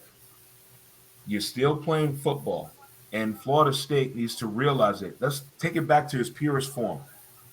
Let's get real simplistic with this game and its approach to this game and get back to our game. Let's slow it down. Take what the defense is giving us. Don't rush anything that's not there. And when teams are coming out of a slump or struggling that normally are winning, you have to go back to that. Let's keep it real simple. Let's not get out of character. I know what we want to do. We can't stretch the field right now, but eventually we will. Probably in the second half, but you never know. The defense could get antsy, do something crazy, do a coverage they should have no business doing, and take advantage of that. But Florida State must play Florida State football, and they got to win this game. If Florida State don't win this game, somebody's getting fired on that coaching staff. Somebody. A kid going to change his transfer that's coming in. Somebody going to change their mind about going to Florida State. Somebody going to transfer out due to the new policy. You can go somewhere and still play this year. All those things could possibly happen there if Florida State doesn't win. Yeah. So I mean, if you're looking at that, I mean, if you look at here, they played good against Notre Dame. They look good. We know what they took Notre Dame to overtime. That game, then they turned around and played awful against Jacksonville State. The Hail Mary get through to win that game. Then they looked ferocious against Wake Forest, who has now looked unbelievable on the season that the Demon Deacons had. We talked about them earlier against Virginia. So now, what does they have to do to contain Louisville? Because Louisville does what they did against UCF. It's going to be a long day in the park, and they could go 0-4. I believe that's the first time in their history going 0-4. If I'm a Florida State coach, I'm not talking about none of those games. I'm not talking about any of the games that we already played. I'm focusing on the future. So I'm talking today is like our first game of the year. That's how I would be so real with my players to get their motivation and get their attention. Today we must do this, men. And if we don't do that, so what? We're 0-1. If they think about it as 0-4, it's really going to affect them. But if they go out here attacking this game as the first game of the year, appreciating what's there and taking advantage of it, capitalize on the opportunities that are given to them, field a position, also taking care of the ball. No turnovers. You got to turn that down a little bit. The ill-advised throws are big time. Right, and if you look at it too, this game is going to give me a good barometer if the team is really playing for this coach or are they trying to get. And we know that Deion Sanders' name has been come up during the coaching vacancy when they hired Nobel, and we know that how Florida State did Bobby Bowden really in his last year there and forcing Jimbo Fisher into the thing, and then he had a good run until that one important year, and then he decided to walk away. And he took the job at Texas A&M. Anyways, he's having good success there right now because in Texas you can really recruit better than you can really at a Florida school because you got to go against Miami, you got to go against the Gators, and now you're going against Nick Saban. Go ahead and say it. Oh yeah, true. Everybody. I mean, true. I mean, like teams like North Carolina has been really good in Jacksonville. They have pulled some of these Jacksonville talent out of here and go to North Carolina. So I mean, people are dapping down into Florida, but Florida State now, where they had some success in recruiting under Bobby Bowden in different areas like Alabama, they got some good recruits out of Alabama. Stole some from Alabama when Bobby Bowden was here. Stole some from Georgia and Vince Dooley. I mean, he stole some of them recruits. He stole plenty of recruits in North Carolina. I can tell you that. Bobby Bowden he stole a couple fine things. I thought it was going to go to Carolina, but next thing he pulls the rabbit out of his hat coming up here, and then he grabbed him. I mean, we don't see that no more for Florida State. We don't see what they're doing, how they trying to keep the kids. I mean, you got people transferring left and right out of Florida State, and you don't see that happen. We're not going to see those days are gone, man. That's the problem. That's the issue. I said there's about a few teams already. Those teams are not those teams anymore. That the Florida State days of Bobby Bowden, wide left, wide right, Deion, all that's gone. Thad Busby, Charlie, all that's gone. They need to get over that and move forward. Go forward thinking with the program. We can't live in the past. Daggone it. Those days are gone. Memorize him, memorialize him, appreciate what he did for that program, but we got to move forward. If they stay in the past, they could end up 0-4 today. Yeah. So now, if you look at this thing too, so we talked about how Louisville's offense is more dynamic. You can score more. Florida State's defense has played pretty good certain situations, and they played good against Notre Dame, but we know how Notre Dame ain't up to par really either in their last few games too. So you really can't judge that based on Notre Dame's performance.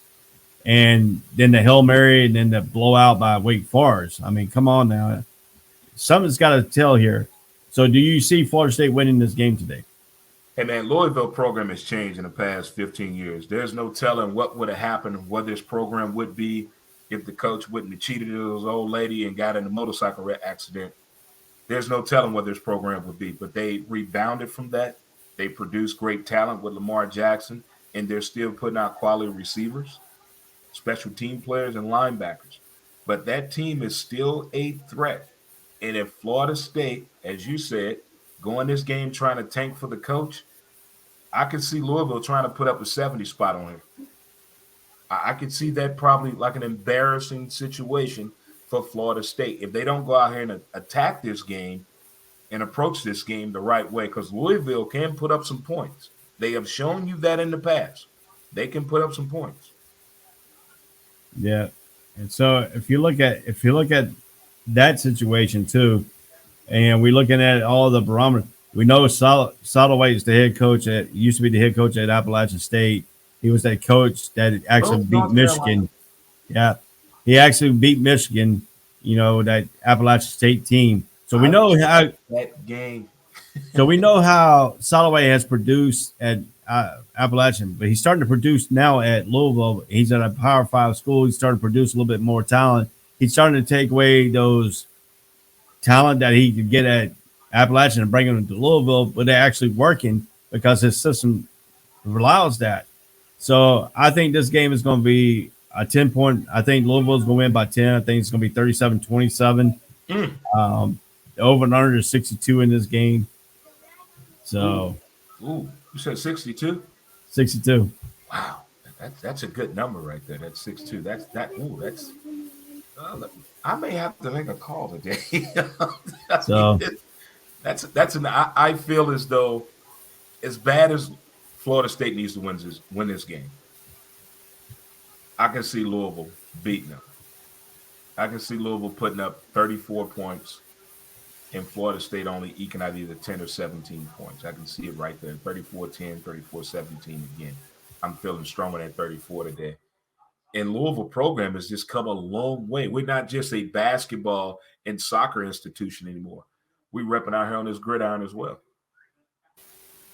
Yeah, I look at that too, and I mean, this is going to be dangerous territory right here for Florida State. If they lose this game, they're going 0-4, then it's going to be some heads wanting Lavelle out of there more and more.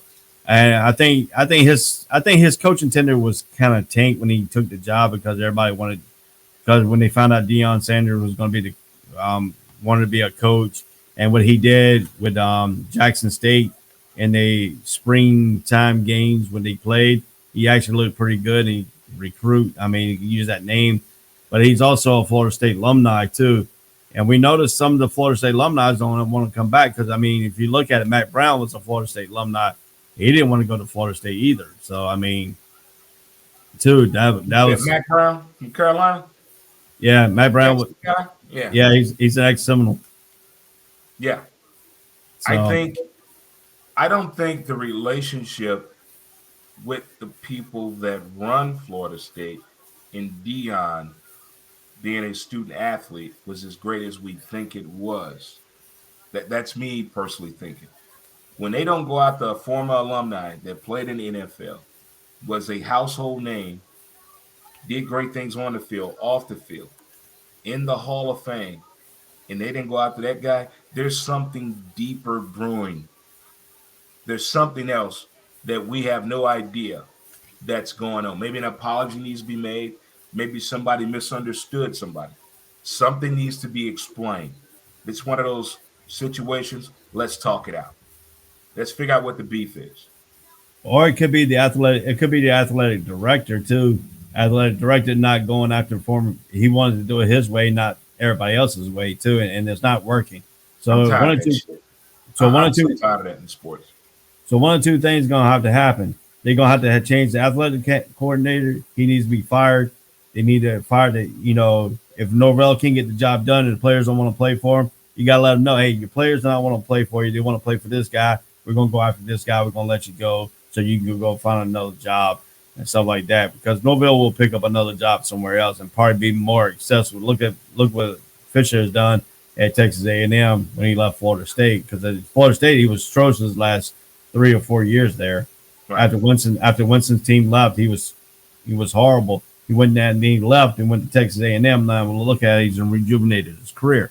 So Norvell could rejuvenate his career with the same formula as Fisher. But I would like to see Deion Sanders come in there and actually give a shot at Florida State because I think he could bring in better recruits and with his name recognition, keep some of the talent in Florida and be competitive with the Hurricanes and stuff like that because he knows the program a little bit better in and out. I mean, he's got his freaking locker enclosed there. I mean, nobody can use his locker. I never heard of somebody encasing the lockers. I mean, they got Ron Simmons' lockers in case, Burt Reynolds' lockers in case. I mean, instead of retiring the jersey, they retired the lockers. He did some good things there. But here's another name I've heard about, and he's doing broadcasting right now. Bob Stoops. He's on Fox. I've heard his name as well with Florida State. What can they do to entice him to come out of that television contract to come back to college football? Well, Bob Stoops did some great things at Oklahoma. Let's face it, he did some great things. Yeah, but he played every BCS game, all of them. Yeah, if you're gonna bring Bob Stoops back over Deion, it's gonna be some controversy. Yeah, but then again, what contract will you give Bob Stoops? I mean, Bob Stoops was making almost over $4 million at Oklahoma. Oh, his contract. He may get an $8 million deal. They may pay that dude $8 million. He has to be higher paid than Saban. No, he won't get that much. He won't get that much. He'll be a little bit under Saban. With the expectations, with the incentives, and his bonus, he can probably make that. I need an if on the contract. I just don't want a bowl game. You can't go to the what they call it, the college playoff, the Red Bull Energy Bowl game. No, we're not going to that. But I mean, if you're in a top tier bowl game, or a national championship, for you to get this money, here's your bonus. If this happens, you land us a top 50 recruit. Here's your bonus. Things like that. Let's make this an incentive-based contract if they go out to Bob Stoops. But I think those are the two picks, that Bob Stoops and Deion Sanders. That's kind of interesting. Now, it could be somebody that we haven't heard about or forgot about that's a coordinator somewhere, somebody that's already in the food chain on that team already that's been making noise that the players like, because we all know players have a favorite coach outside of their head coach that's on the team. We all know that. Yeah, the interim coach when Tiger got fired, they really liked him, but they didn't give him the head coaching job either. What was his damn name? I can't think of his name. He was the offensive coordinator. He was offensive line coach, I think. Yeah, Oh, his name is slipping my tongue for right now. But But they there's didn't a give lot him of a shot. guys trying to make a name for themselves on the high school level as well as the Division 2 and 3, trying to make a name for themselves that are coming up the food chain very, very fast, that are soon going to be household names and synonymous with these Power 5 schools real quick. All right. So before we get our game of the week, I want to get two more games in. Then we'll go to the game of the week, which is our game of the week today will be Texas A&M versus Arkansas.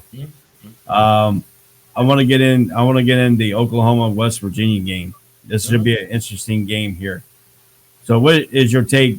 Let's set the stage real quick here. I'm going to do it real quick. This game is at 7:30. It's at Memorial Stadium in Norman, Oklahoma. Game's on ABC. West Virginia comes in 2-1 after beating Virginia Tech, and Oklahoma is 3-0. So, what is your take about this game? High power West Virginia versus the high power Oklahoma. So, is there going to be any defense played in this game? No defense at all. This could be a 58-62 score here. This really could be one of those games, which I love on Saturday Night Football. I love those high-scoring games, and these two schools here could do it. I was a WV fan due to when Will Greer left Florida. That's my B school, West Virginia, the Mountaineers. And if they could pull off the upset today and beat Oklahoma, I'm telling you, that other game we're going to talk about is going to have high significance if West Virginia beats Oklahoma. Boomer Sooner. I mean, if you look at this situation, though, Oklahoma really hadn't played their style. Lincoln Riley hasn't played Lincoln Riley style offense. Basically, Everybody keeps saying that, but as you pointed out, like in 4 occasions today, maybe this team can play the type of offense that Lincoln Riley wants them to play, and they're doing the best they can do. Coach, I'm doing the best I can do. Maybe it's one of those teams. so that sentiment there is then Lincoln Riley didn't recruit the players that he wanted. Well, he thought he was going to the NFL, and then somebody said halt, and he had to go back to work and So realize, shit, I got to do my job, because he thought he was going to the NFL. Let's face it. Right. Everybody thought he was going to get that Jacksonville Jaguars job. Everybody did. Even he thought it. But slow down, Lincoln. Now you got to do your collegiate job and coach these kids. Maybe he fell off a little bit for a few months, but maybe he's back to reality. But still, as you said, that's not the Lincoln Riley typical offense that's been playing this year that we put out there. Yeah, and then you had the Heisman. You had the Heisman hopeful and Rattler. Is his Heisman been hit on this since the way they've been struggling? For sure. They're attacking the program. They're attacking Lincoln Riley's credibility because the team is not playing the way they used to play. When he got that nod about the NFL, he changed. Maybe he's settled down now. I'm telling you, this week and next week, really next week, we're going to see a whole change in college football. They're going to really start playing next week. This is the last weekend to get that bullshit out the way. This is it. Well, I mean, they got how to play this week because West Virginia is not a slouch team. Not at all. I mean, not at all. If they think they're gonna come in here and go up and down the field with them, I mean, look at what Tulane did. Even though it was a home game, but it was in Oklahoma and Morgan. It was more of a home. Yeah. I mean, they even painted the Tulane emblem in the middle of the field to make it look like it was the Tulane State. That was Tulane pretty Stadium. cool what they did. That was pretty cool. But I mean, and Tulane played like it was a home game, but it was really in Oklahoma. So what? I mean, we take away from that game, and then we take away what Oklahoma did. The other games, and then what they did. Tulane and Nebraska. So the running back almost hit 200 yards rushing, but didn't quite get there. I mean, we know they're rushing attack. We know Rattler's a good runner, a good passer. But what's going to have to take for West Virginia to do it? Does West Virginia need to slow their offense down a little bit and go more of a running game to keep Rattler off? Or do they need to speed it up and try to get Oklahoma's defense tired? I think you started off this whole topic on this game here. there's not going to be any defense played on this game. It's going to be a 62-58 game. It's all about who has the ball last, because everybody's going to score when they have the ball. Everybody's going to score. So slowing somebody down, maybe a miscue, an overthrow, a missed field goal, God forbid that, because when kickers miss a field goal, when a team can win a game in college football, they don't get laid at all. So we're not going to bring it down to that at all. But it's about the defense, though. Which defense is going to show up? That's hard to tell in a matchup like this, because they're both going to air the ball out, run the ball, extend the play. Something great. A pick six is going to happen in this game. Special teams going to come into play. This is going to be a high octane, high scoring game on both sides. Yeah, and so we're going to go ahead and make your prediction. What is the score going to be in this game? 62-58, West Virginia. Wow. What's Some the people over are 250? no 56.5. What is it? 56.5. So take that. I'm taking the over on that one. I think it's going to be a high scoring game myself. I think the final score is going to be 63-60. That's my opinion. And where they playing at? Oklahoma. Oklahoma fans, they're really fun in pregame too. They have good tailgating crew. Yeah, just hope the wagon don't turn over. Oh, the wagon's going to turn today in more ways than one. I mean, if you want to, I'm gonna tell you what, fans. If you really want to see number offense at 7:30 tonight, this is the game to watch. It's the game. This that game. This is that game. If your kid plays football and wants to go to a school that's all about offense, this is the game to watch tonight. This is the one.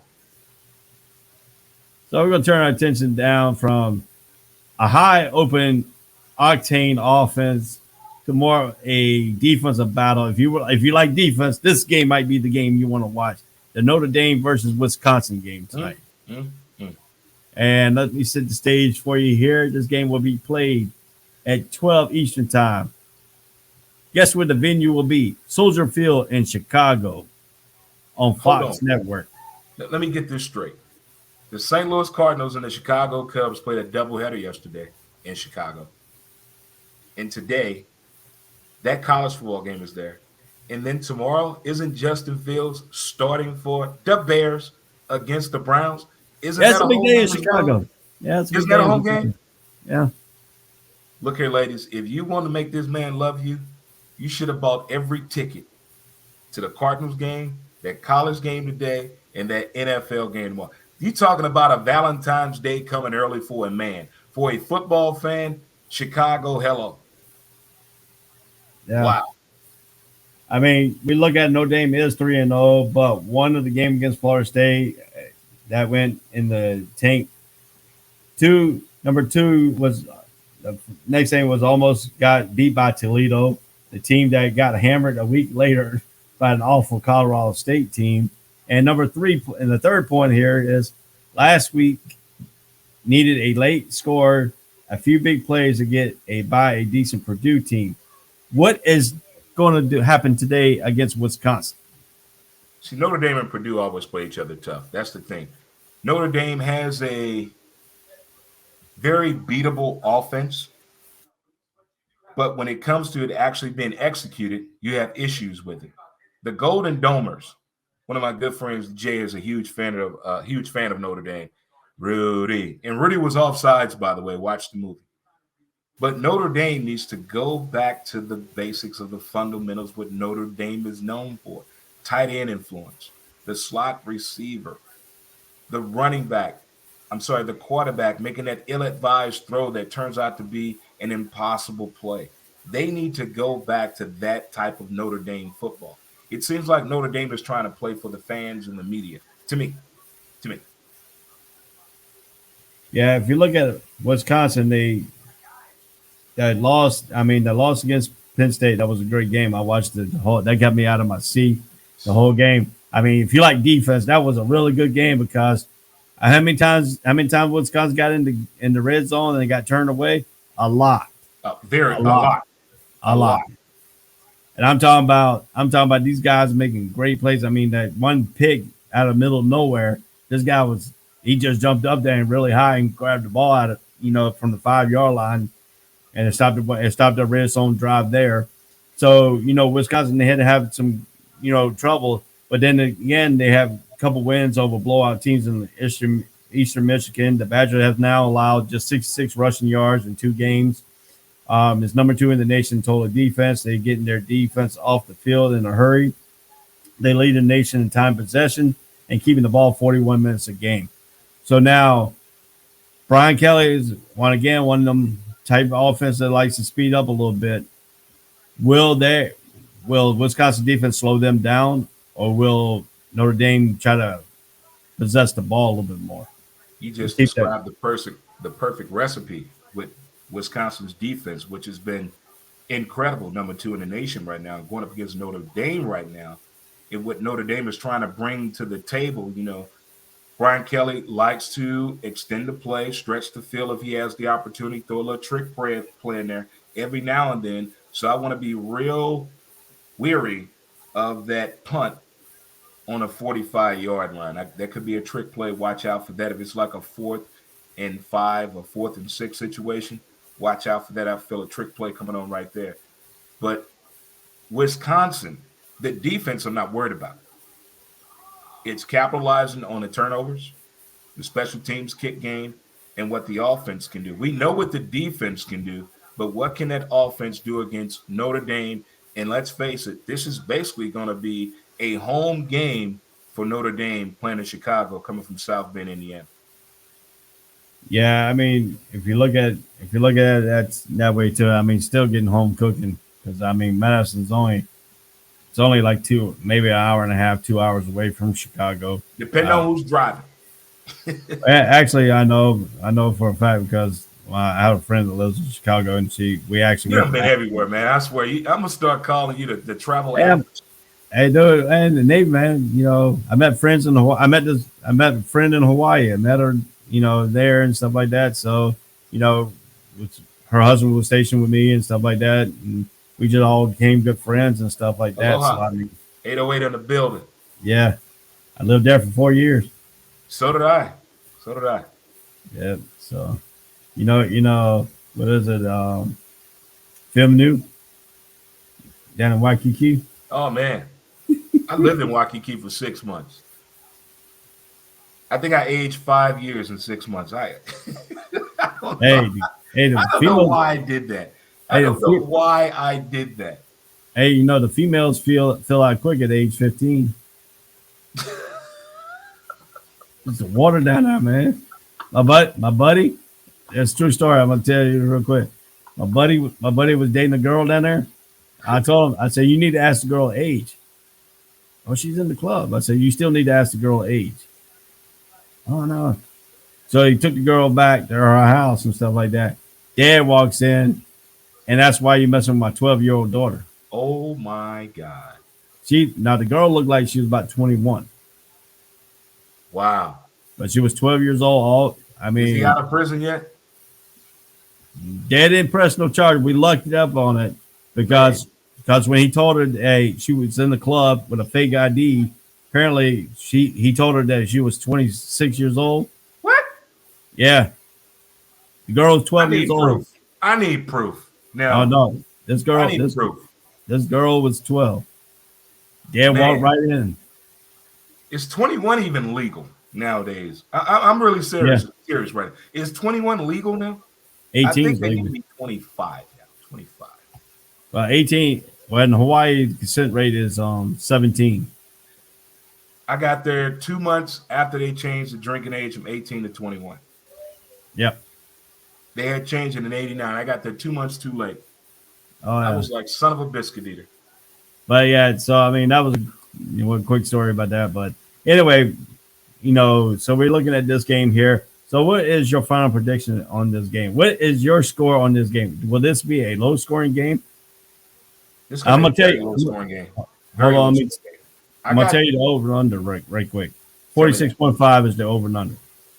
Oh, I'm taking that. Oh, fuck yeah, that's doable. I got the Golden Domers winning this one here, 17-3. 17-3. Notre Dame. I'm going the other way. I got Wisconsin winning 26-17. Upset Central. Yep. If Wisconsin beats Notre Dame, we got to move some. We got to carry the one. We got to put our line here. We got to wet the pen in our mouth. We're going to need a new piece of paper. We're going to tell the kids to be quiet. If Notre Dame loses today, watch the uproar that happens. Watch. This could offset. This is how the Titanic sank. This could shift the kilter of the ship. Go. Would it sing? If Notre Dame loses the hot seat, would this put Kelly on the hot seat? No.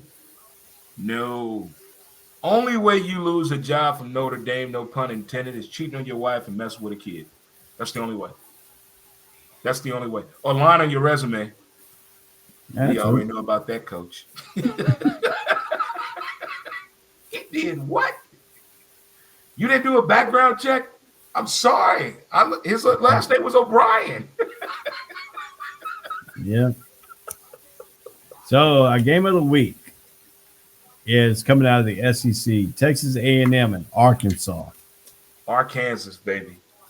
Yeah, that's what we call them, Arkansas, because it's Arkansas. Arkansas in front. Yeah. So this game is taking place at 3:30. It's in Jerry World at AT&T Stadium in Arlington, Texas. The game will be watched on CBS. Texas A&M is 3-0. Arkansas is 3-0. We know why. We know why this game is played in Texas. Because Jerry went to Arkansas. Yes, he went to Arkansas.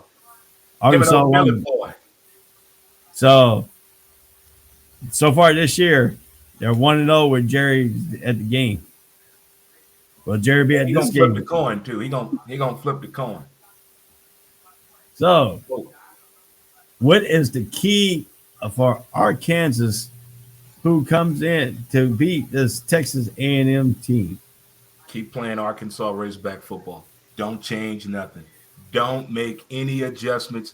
Keep doing what y'all been doing. Let's create our own turnover chain with a real live Razorback around our neck. We're going to ride a real live Razorback on a turnover. That'll be something different for college football. That could be a Arkansas has gone from miserable to an okay 3-0 team with a realistic shot at beating a top 10 caliber team. The defense has been terrific, and the offense isn't turning the ball over like they used to. Enough to matter, and the line has been strong from the start. Now, is this the time that Arkansas's line going to actually be able to stand up in the first real test of their season? It's a real test. This is that My Mom on TV game. We playing in Dallas at Jerry World, national televised game. They going to show out and show up. I got Arkansas all the way. I got family all through that state, so they going to show up and show out. Arkansas. I don't think this will be an upset. I'm going to call this an expectation victory. An expectation victory? If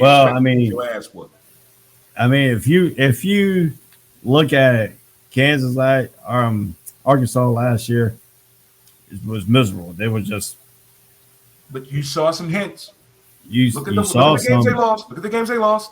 Oh, I know. And how they lost. You've seen some clips and stuff. Yeah. But I mean, if you look at the attack, Texas A&M is ripping off 333 yards with a deep ground of options with the running back, along with the emergency of a quarterback, KG Jefferson, as top playmaker. The offense is doing more than enough to go along with the plays of the defense that has only allowed 263 yards. So, will Arkansas get over that 263 yards today? If the coaching staff did their homework, Jimbo Fisher is still Jimbo Fisher. He's not changing nothing. Still the same guy. Still he calling the same plays, just in a different color uniform. That's why I'm saying if Arkansas goes out here, Arkansas go out here and play how they've been playing the past few weeks, they can win this game. Don't change anything. Do not step away from the narrative of the game. Don't do it. I know that trick play is going to be right there, but don't do it. Don't give them the advantage because it's like a backyard game for both of these teams. It's like a home school for both of them. They both travel very well. Very well. Yeah, A&M, if you look at this, A&M is gave up yards against Kent State's offense. They cranked up a production on everyone, but it wasn't a problem with the 41-10 win. But then you look at Colorado, only managed just 260 yards, and New Mexico only averaged nothing but 122 yards against Texas A&M defense. But, like I said, you're not playing against a New Mexico team today. You're playing against another Power 5 team in your SEC cohorts, So, I mean, if you look at it this way, anything can break open for this. Arkansas has lost 9 straight in this series, but it always gives the Aggies a hard time. So we know that's a fact too. Jimbo Fisher ain't on his P's and Q's. This team could come up here and just walk them right in jury world. But since it is Jerry's own stadium and stuff like that, you think Jerry gave more tickets to Arkansas fans than Texas A&M fans? He did. You know exactly what he did. But what you said about how they played against New Mexico State impressed me with the linebackers in the secondary because New Mexico State usually airs the ball out. They usually throw that thing up, and I was impressed how they played the passing game. And that's the weary part in this game with me. If Arkansas wants to stretch the field, it could be a little difficult because they've already did their homework when they play New Mexico State.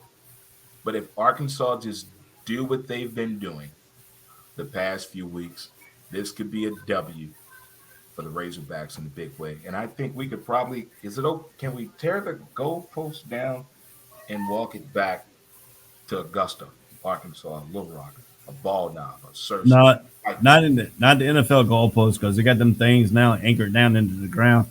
And they got a lever now. They can hit the lever to knock them straight to the ground, so they can't. I tell you what, this is going to be the second game we're rushing the field. So I mean, yeah, if you look at it this way, if Arkansas can run the ball, keep Jimbo Fisher's offense on the sideline, wear down the defense by the fourth quarter, this could be anybody's game.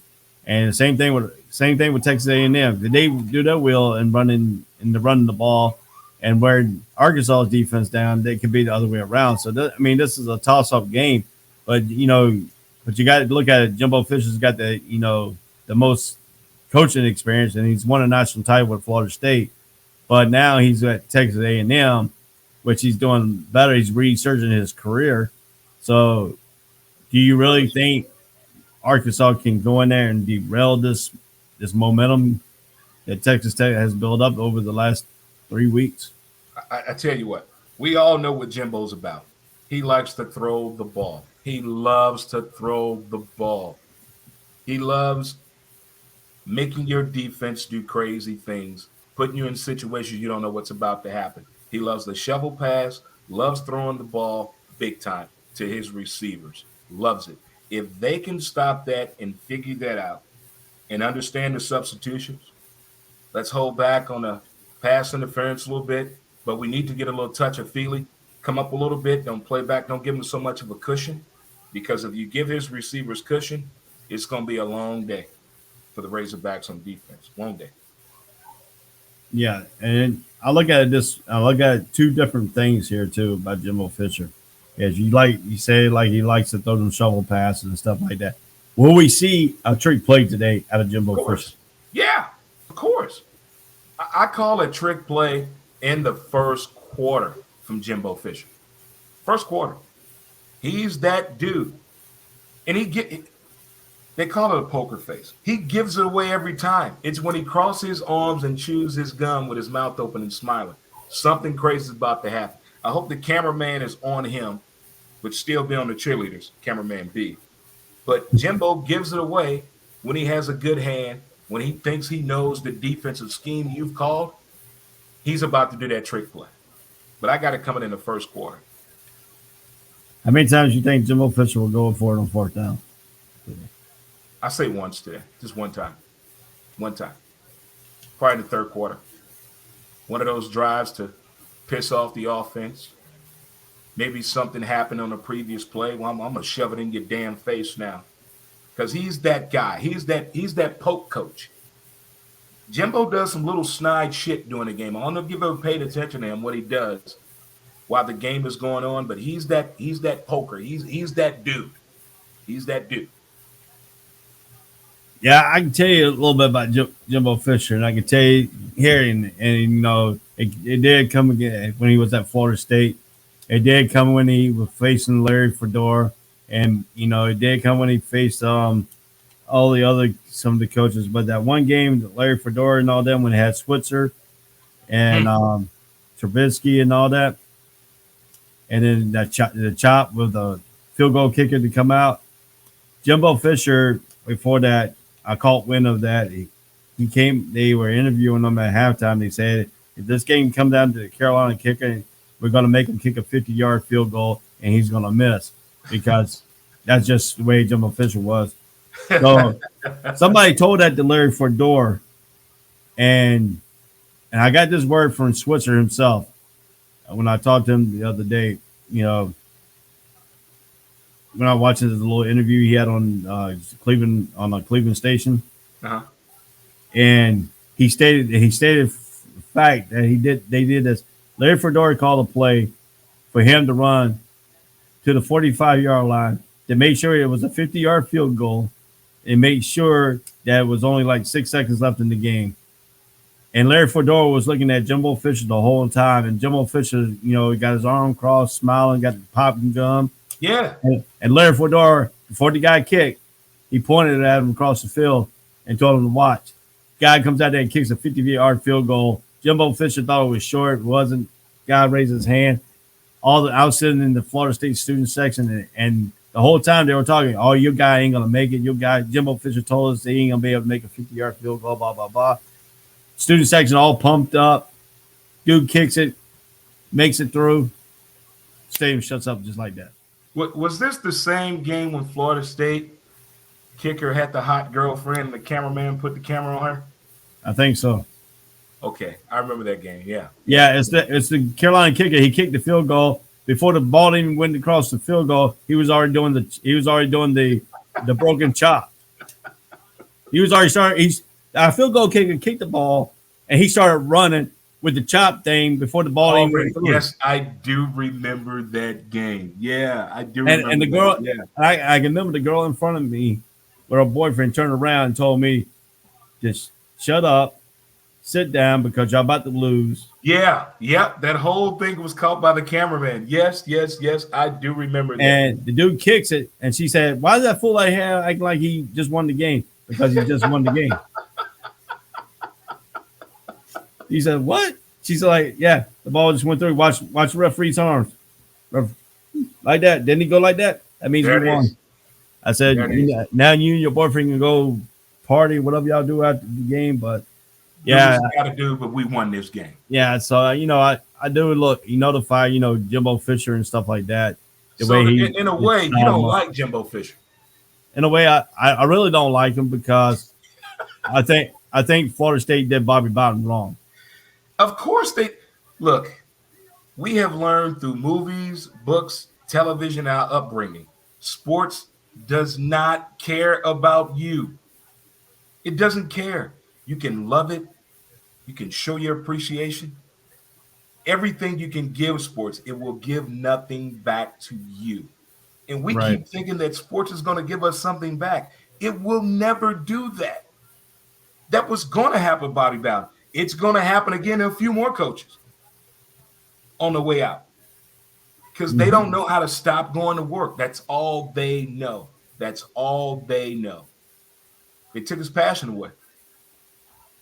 Well, we got about 20 minutes left in this show here, and we're going to play what we call Pick the Game and Who Wins. Okay? And we're going to start keeping track. Today, I'm going to go back and write everything that we pick, who wins, and we're going to pick the games that we picked before, and we're going to say them here. This is going to be the officially documented thing. We're going to go from week 4 now. I think I won last week, but go ahead. Yeah, so, all right, We're going to start off with the schedule of this. We're going to start right here at noon. We said number 2, Georgia. We both agreed that Georgia's going to win this game, correct? Correct. Penn State, Villanova. I know I said Penn State. Penn You State. you weren't on the show, so who you got? Penn State. Okay. Number 12, Notre Dame. Number 18, Wisconsin. You got Notre Dame. I got Wisconsin. Notre Dame. LSU, Mississippi State. You have. I got Mississippi State. I'm gonna play devil's advocate. I'm gonna take LSU on this one. Missouri and Boston College. Jesus. Where they playing this game at? It's in Boston College, Chestnut Hill.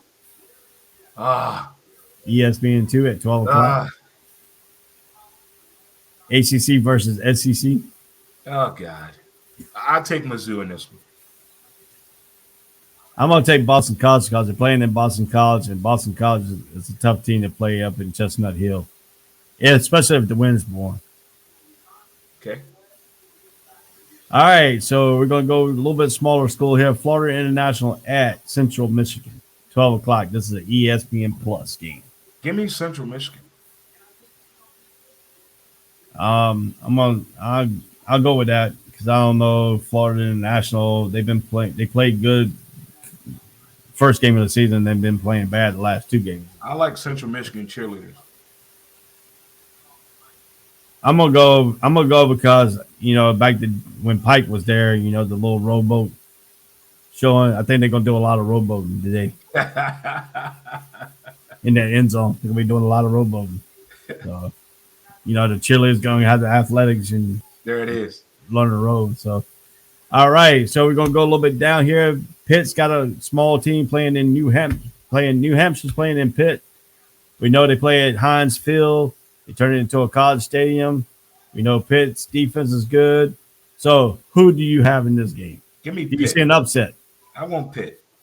Yeah, Pitt. This is going to be another like a high school game, Well, Virginia Tech lost to West Virginia. They take a step down. They go and play Richmond in Lane Stadium. Sandman is rocking. I think this game is not going to be close.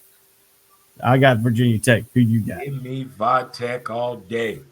So Blacksburg. Sandman will be playing rain today. So they get back on their winning ways.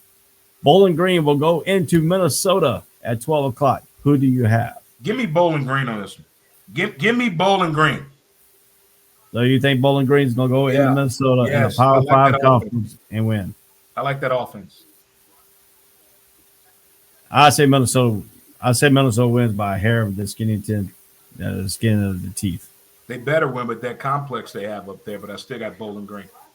Now, Ohio at Northwestern. Does Northwestern get back on the winning ways? Isn't the Ohio State University missing a quarterback today? No, this is just Ohio, not the Ohio State. Okay. This is It's Ohio. Oh, I got Northwestern. I'm going to pull the upset. I'm going to say Ohio's going to go in there and upset them.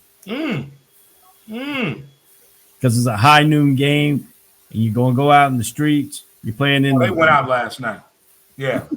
Yeah, they went out. They kicked it last night. I agree with you, but I still got Northwestern. All right, Battle of Texas. SMU at TCU. Who do you have? The Mustangs against the Horned Frogs. Give me them Horned Frogs all day, that being Texas Christian University. Yeah, I like Peterson. I like the way he gets upset and sweats all the time. So he's gonna be sweating profusely, man. He be sweats like he's under interrogation. He's gonna have to change. He's gonna change his clothes at halftime. Like and Bill when he changes his clothes at halftime, that's when they're gonna go and start going on the scoring barrage. I'd take TCU over SMU any day. Yeah, give me TCU. All right, Texas Tech and Texas. Oh, I know you said it earlier. Are you going to change your answer on this one? I said Texas, didn't I? Yep. Yeah, I got Texas, but I like them Red Raiders. I love them. It's something about Lubbock, Texas that I just love. Something about them. But I got Texas winning this game, and they need to win this game for identity purposes. And for the hot women in Austin, stand up, appreciate that. Got to applaud that. I think this is what's going to happen in this game. That Devo is going to get out of the cage. They're going to catch him. Texas Tech is going to lasso Texas. I think the Red Raiders will win by a field goal. The Red Raiders in an upset. I like it. All right. We got Wagner at Temple. I'm an Owl fan. Give me Temple. I think the batteries will be flowing in Temple. I think Temple's going to take away with the victory here, so they can keep the batteries in the pockets today. We got Miami, Ohio at Army. Who's going to take this one? As a Navy man, give me Miami, Ohio. Give me Miami, Ohio. Well, I'm a Navy guy too. You know, Army, Navy. When I was in service, Army didn't win too many times. When I got out of service, Army started winning a little bit. Navy. So, to me, I can't do it. I got to go with Miami, Ohio. There it is. You know, you got to keep the West Point Knights and whatever you want to call them. Place, the Black Knights, keep them in their spot. You know, the donkey. The donkey staying in the barn tonight. Okay, this game will be Battle of the State. Boise State versus Utah State. All the Utahns in the buildings. I like the Utah women. They have some Yetis up there, women over 6 feet, which I appreciate. But give me the Blue Bonnet. Give me Boise State. Give me the Broncos. Give me them. I think because the game is played in Utah is at noon. So technically, it's a 9:00 game in the morning there. Jesus, them kids are still hungover. Yeah, no beer is going to be flowing in that game today. So I think Boise on the offensive line right now. I think the potato. I think the potato will be coming full swing. They will bring the French fries with them. So I think Boise State will win. Oh, the Utahns. So Central Connecticut going down to Miami to play the U. What are we going to see today from the U? The U better win this game in a blowout, shutout, or Ed Reed could get dressed up and get on the field and pretend to be another player. The U needs this victory big time. Big time. You talking about a shocker with Deion Sanders. What if the U goes after Deion? I don't know. That'd be kind of slap in the face of Florida State right there. Hey, you don't think that's a slap in the face not hiring him? Hello? Yeah. So I'm taking Miami. I don't know nothing about Central Connecticut. The picture of a double doesn't set well with me, so I'm going with the U on that one. Not at all. I mean, that devil looks like a Duke devil, you know. No, you can't go with a team. It's like a woman with a tattoo of a baby on her right butt cheek. I can't do it. No. UMass going into number 17, Coastal Carolina at 1:00 ESPN Plus. Who do you have in that game? Give me Coastal Carolina all day. I'm about that action, boss. I won a lot of money off of Coastal Carolina last year. Well, the team out of Conway, South Carolina, outside of Myrtle Beach, the Chanticleers, I got them all the time because UMass is not playing very well. When you're on the outskirts of Myrtle Beach, you can't be nothing but the next door neighbors to the hottest party spot on town. Coastal Carolina all day. Yeah, I seen too many stuff. That's where we go at when we got out of high school, straight to Myrtle Beach. We left the graduation. Actually, I left my graduation after I got my diploma. I got my diploma, and I told the principal the day before I was getting my diploma, and I kept walking because it was my birthday. I had a hotel waiting down in Myrtle Beach, South Carolina for me. I got my diploma. And I told my mom, I said, "You can sit there for the whole graduation, but you see me get my diploma, I'm gonna show it up to you. I'm gonna keep walking the stage."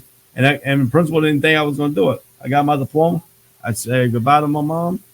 Waved at her, went straight out, didn't go back to my seat, went straight to the thing. And everybody looking at me like, "Where's he going?" And then, I got plans. And then on the back of my cabin gown, it said goodbye, hitting the Myrtle Beach.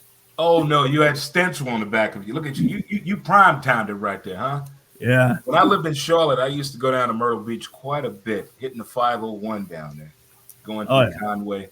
I had a good time in Myrtle Beach, North Myrtle Beach as well. Oh yeah.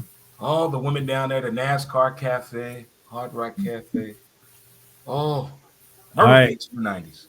So we got an analyst on here. He's a I guess he's alumni or he's a big fan of San Jose State.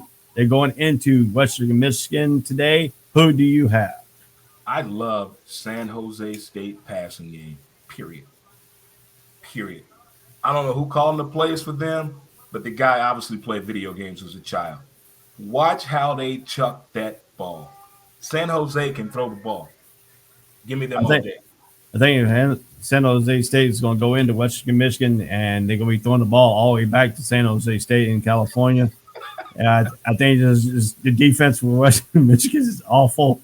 I think this is going to be a barometer. And if you want to, I wish I knew the over and under in this game because you might want to take the over in this game. I feel 70 points going to be scored somewhere in college football today in more than one game. So now we're going to go into Toledo, and they're playing at Ball State at 2:00. Who do you have? Ball State? Ball State. David Letterman's alma mater. Give me Ball State. I'm taking Toledo.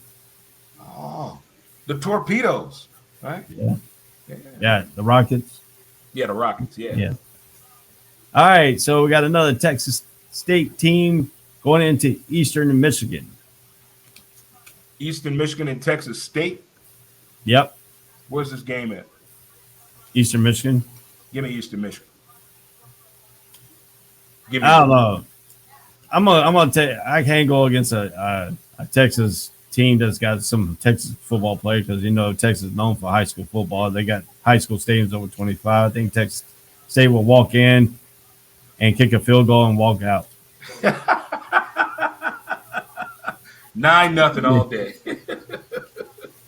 If you want to see a baseball score, I think that could be a baseball score. It possibly could, but I still got Eastern Michigan on this.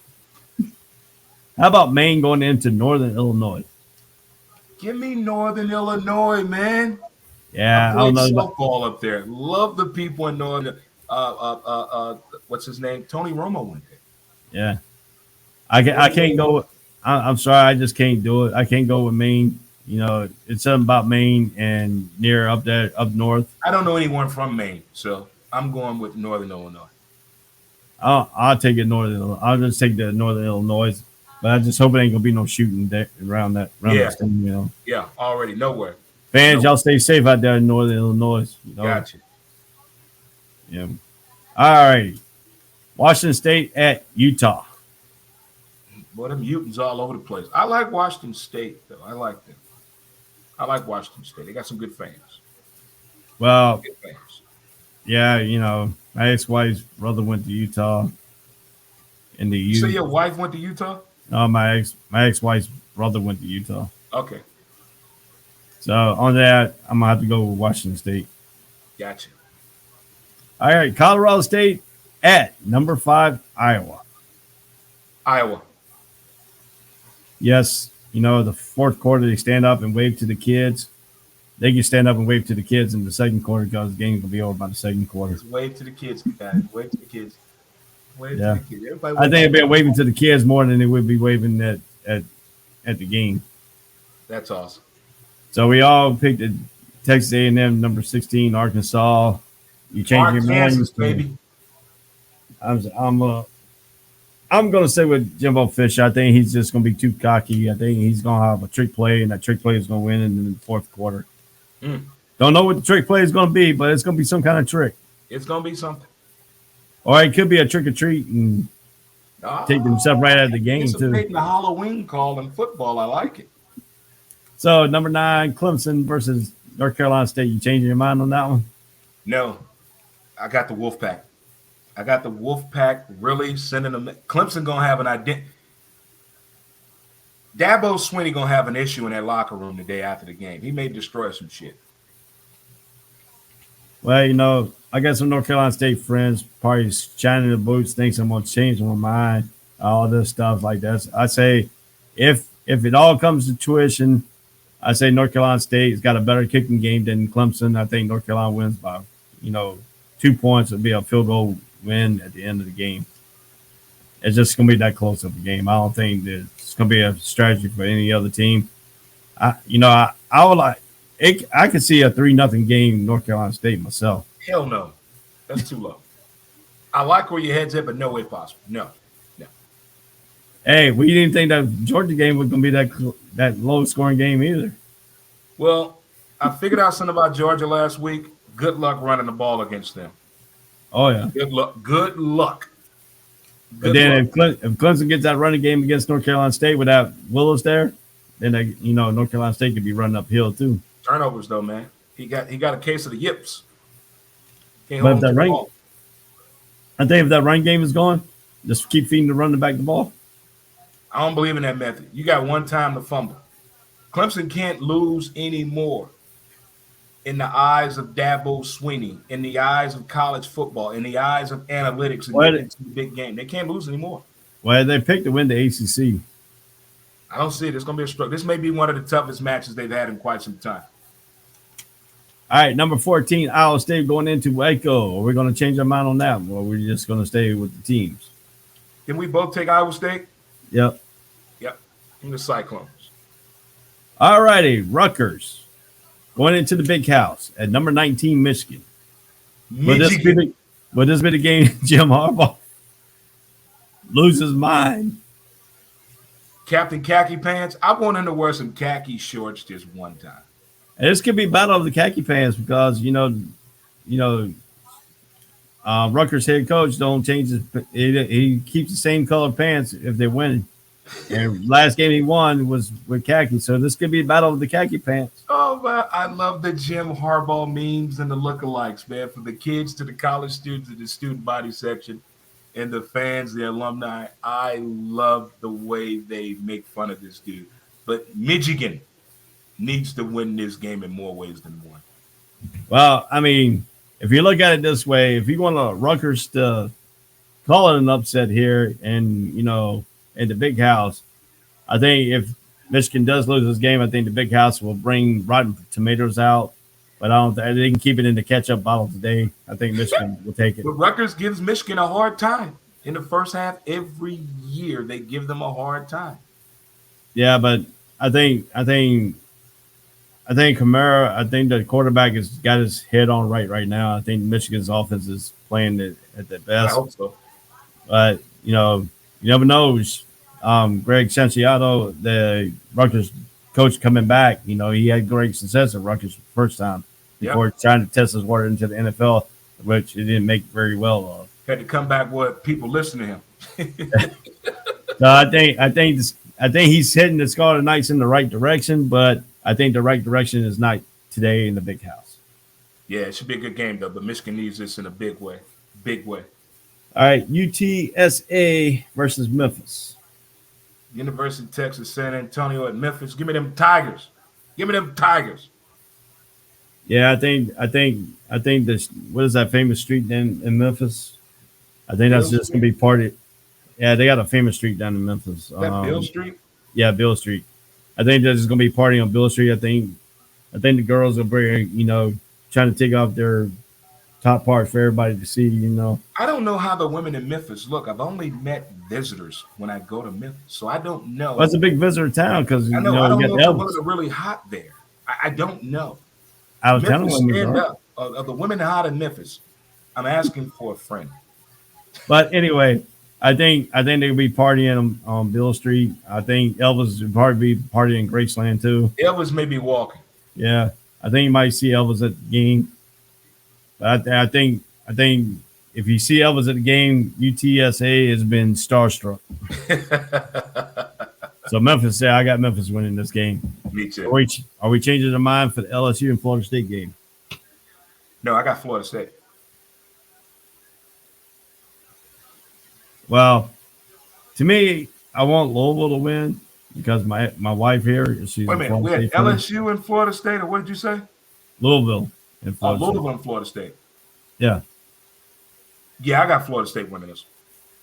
Well, I kind of want Louisville to win because my wife is a Florida State fan, so I can just keep having bragging rights that her team ain't won yet. You want to sleep real nice and no problems, you better pick them to win. I ain't worried about it because I go to bed. I go to bed after she goes to bed. I can pick Louisville. But I think Florida State will not go 0-4. I think I'm gonna change my mind on this one. If they go 0-4, we're gonna see breaking news. I think Florida State wins by a field goal, and I think the field goal is gonna. I think the field goal is gonna hit the upright and bounce in for them to win. In the words of Bobby Bowden, dadgummit. All right, Illinois versus Purdue. Indiana versus the state of Illinois. Give me Purdue. I like them Boilermakers. There's something about them Boilermakers I like. Well, I'm going to take Purdue because Brett Bielema, all his wins come at the beginning of the season. He's 12-1 at the beginning of the season. The rest of the time, he's no good. He's a happy fat guy. I like him too. All right, we got Kent State going into Maryland. The Terps. Fear the turtle, baby. Fear the turtle. Give me Maryland. Well, they changed the name of Bird Stadium. I used to like the word name Bird Stadium. I went there a couple of times when Carolina played Maryland, when Julius Pepper was there, when I was stationed up there. You got to see Julius Peppers play. And, they say fear the Terps. I think today Kent State will fear the Terps. I think the Snapping Turtles will snap all over them. I think Maryland will destroy them. So I got Maryland too. What was the great basketball player at Maryland? Len Bias. No. After him. Steve Francis. Francis. Stevie. No. Oh my God, what's the kid name? He got a statue for his parents on the campus. Oh man, he won a championship. I saw him play against Carolina. Yeah, I can't think of his name. The white guy. I can't think of his name now. Yeah, he always gave us trouble. But anyway, so we're going into what? We're going. Wyoming is going into UConn. Who do you have? What, the Huskies and the Cowboys? Yeah. In the words the dogs and the Molly Cowboys. Molly Karam on ESPN. Give me UConn. I think Wyoming's coming in there to they're gonna wrap the dogs like they do the Bulls, and Wyoming's gonna go home with the win. How about Townsend at San Diego State? Townsend State? No, Townsend. Oh, Townsend. Versus San Diego State. San Diego State. Give me San Diego State. Gwen can't help him because he played baseball there. He can't help him there in football. Right. So I think San Diego State will win this game. It's just Townsend, man. They're outside of Baltimore, small school. I don't think they have enough talent really to counteract the California talent. But but you go out there, they might be out there smoking the joint because they get to smoke the joint out there in California. So I think San Diego State in California, I think the smell of marijuana is gonna upset them too bad. I think San Diego State wins. All right. Georgia State going in the O'Hare Stadium at number 23, Auburn. Who do you have? Give me them Auburn Tigers. Yeah, I got a friend at church. He'll get mad if I pick against them in this game, but they are playing a high school team. Carolina destroyed the Georgia State team. I think Auburn wins. Right. All right, so now we got the battle of two basketball schools, Kansas and Duke. Who do you have in this game? Give me them Blue Devils all day, man. This ain't bad. Nothing. This ain't basketball they're playing well, but I think they got a good running back, and I think the running back will destroy Kansas. So I have to go with Duke on this one. I like Duke's defense and special teams. But they got a good running back. So his quarterback's still suspect, but yeah. How much time we got left to kick off? Oh, we already over kickoff. Okay. But you want to finish out the game? Yeah. All right. So kickoff's already started. We're going to go over a little overtime. We're going to do the quarterback overtime. We're going to go about 6 or 7 more overtimes here to get all these games in. If you want to stick around, you can. But we're still going to be on the air. We got everything kicking here. So, all righty. So now where we left off the Arkansas State versus Tulsa. Arkansas State versus Tulsa. Yep. Give me Tulsa. Yeah, the Red Wolves ain't going to go into Tulsa and win. I think Tulsa's going to hand it to them. Number 24, UCLA versus Stanford. At Stanford.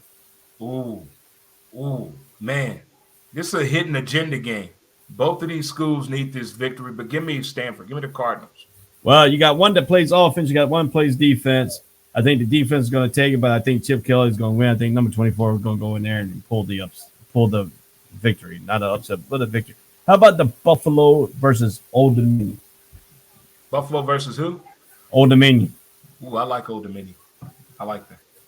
Yes, I think the Hampton Roads area, Norfolk, Virginia, down Hampton Boulevard is going to be partying tonight. Yes, they're going to kick it.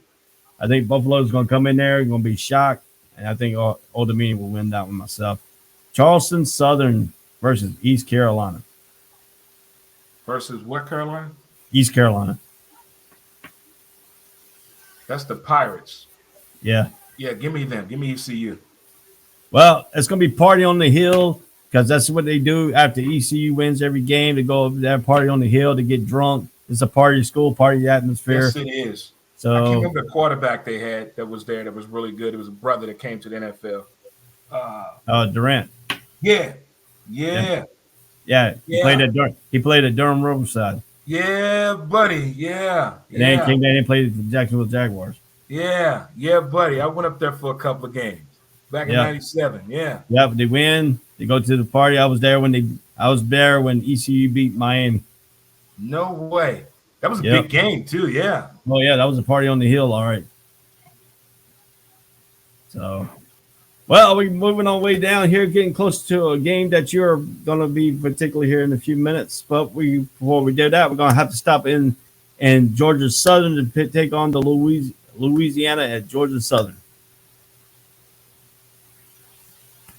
Louisiana, as in the Raging Cajun? Yeah. Give me the Raging Cajuns all day. Well, yeah, it ain't going to be a good day for Georgia. In Georgia, unless the Bulldogs win, but, the other teams are going to lose. So, yep. So, I get Louisiana. We got to make one more stop into Texas. We're going to go to Texas Southern at Rice. Ooh, Texas Southern. So much history there. So much history. Give me Texas Southern. Yeah, I think Rice is just going to throw a lot of rice on the field today. So, I think Texas is going to win. Texas Southern is going to win. Well. Tennessee will go into the swamp at number 11, Florida.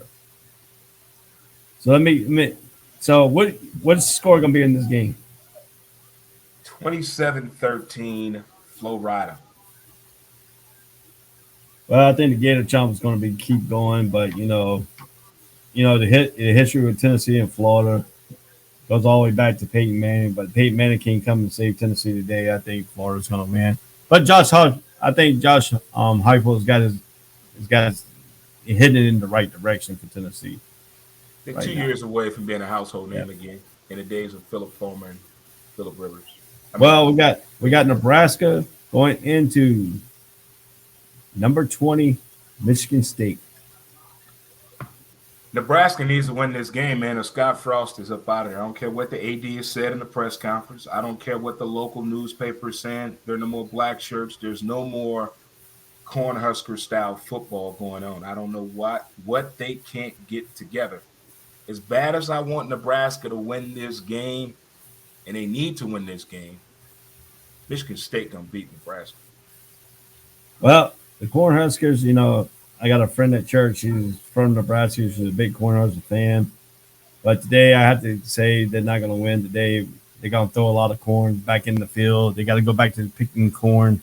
I think Wichita's going to – he think he's throwing corn today. Martinez will throw about 5 or 6 interceptions, maybe one for a pick six. So, I think Scott Frost is going to be hitting for a new job. I think he needs to go – He should have stayed at Central Florida. Nah, he had to go back and pick corn. Should have stayed there. Shouldn't have left. So his new job is going to be picking corn in Nebraska, but not as a Cornhusker coach. So I think Michigan State will win pretty easily in this game. Number 25, Kansas State at Oklahoma State. Give me the Cowboys. Give me Oklahoma State. Now, Cowboys again do. I think the Wildcats are going to come in and bite them, take the bites out of them because Oklahoma State has been atrocious. I used to like And, Kansas State when Michael Bishop was the quarterback. He was tough. yeah, you know, I think Kansas State is going to go back and they're going to win this game. I think it's going to be pretty big. It's going to probably be a lopsided. Cowboys are just going to be the guns are not going to be smoking today. We got a scoop and score.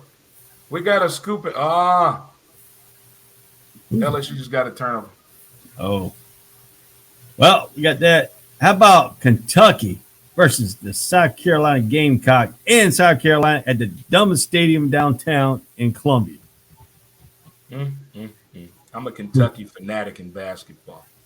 I appreciate what the football program has done. But it's something about them Gamecocks I love. Is it the cheerleaders? Is it the fans? It sure ain't the stadium. It ain't the stadium. You don't like the stadium? No. That stadium is no. Yes, I have been to the stadium. I have been by the stadium. I've been inside the stadium. That's Williams Bryce, right? Yeah. That stadium reminds me of Cameron Indoor Stadium on Duke campus, where you go in there and you flush the toilet. You flush the toilet and hoping it don't overflow. I was about to say Duke and Carolina don't have like prestige basketball arenas. But Spencer is better than. No. It's not that good. It's not that good. You're okay. You're okay, but it's not that good. Well, the only bad thing about Dean Dome is the passageways are small. Very, very small. Yeah. But if you go inside the blue heaven, you look up, all them banners up there, that's what teams look up and they be like. Classic Carolina fan right there. But anyway, so Kentucky's not playing basketball, they're playing football. I think, I don't want to do this, but I think the Gamecocks will put out the chickens and let them peck all over them.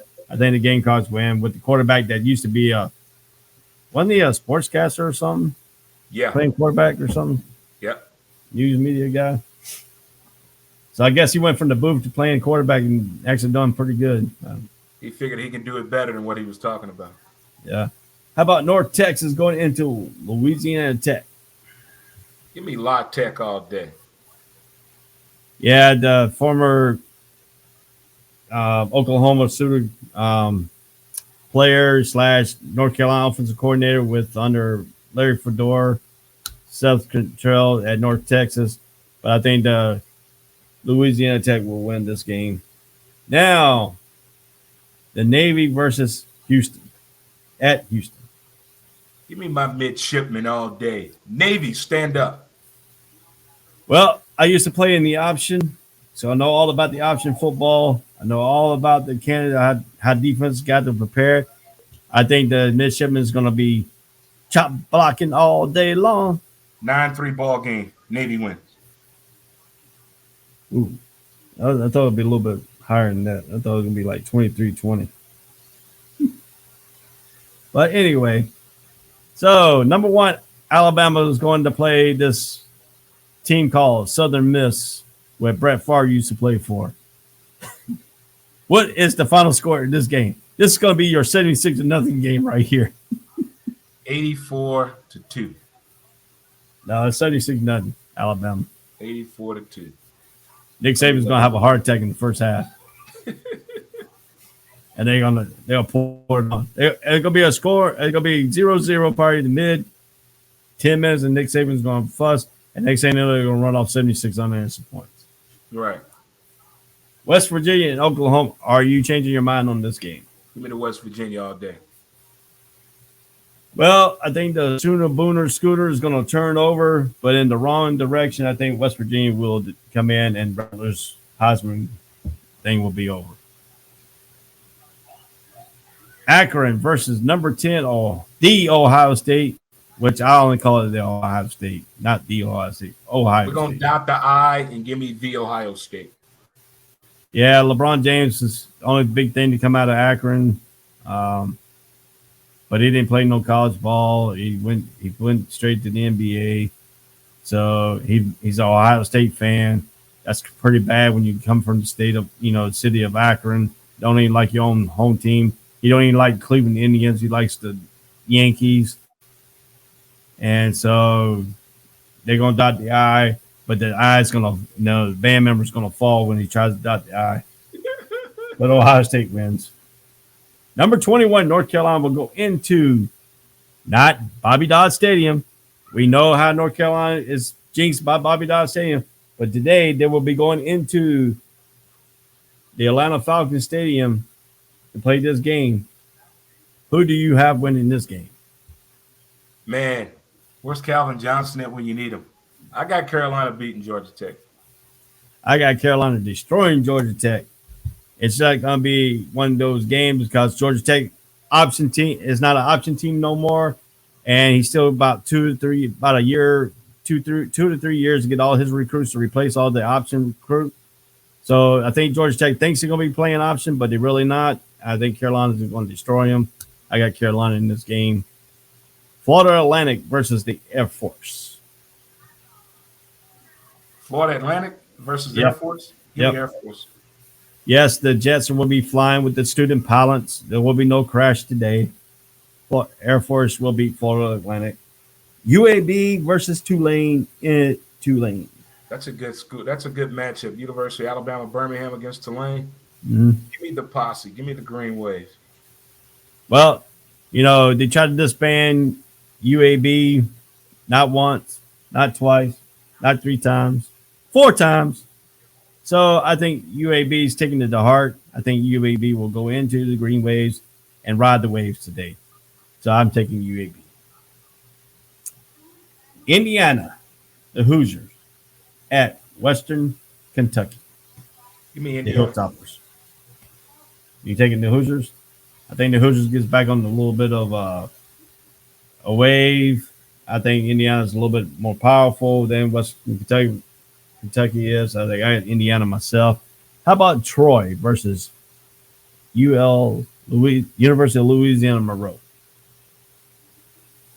University of Louisiana Monroe. Give me that. I think Troy is going to win. They're going to stick the knives in them and just walk off the field. Anyway, now we're going to go down and we're going to go where Hawaii is traveling away from Hawaii, going all the way into New Mexico State in Albuquerque, New Mexico. Give me Who do you have? Hawaii. Give me Hawaii all day. 808 in the building. 808 in the building.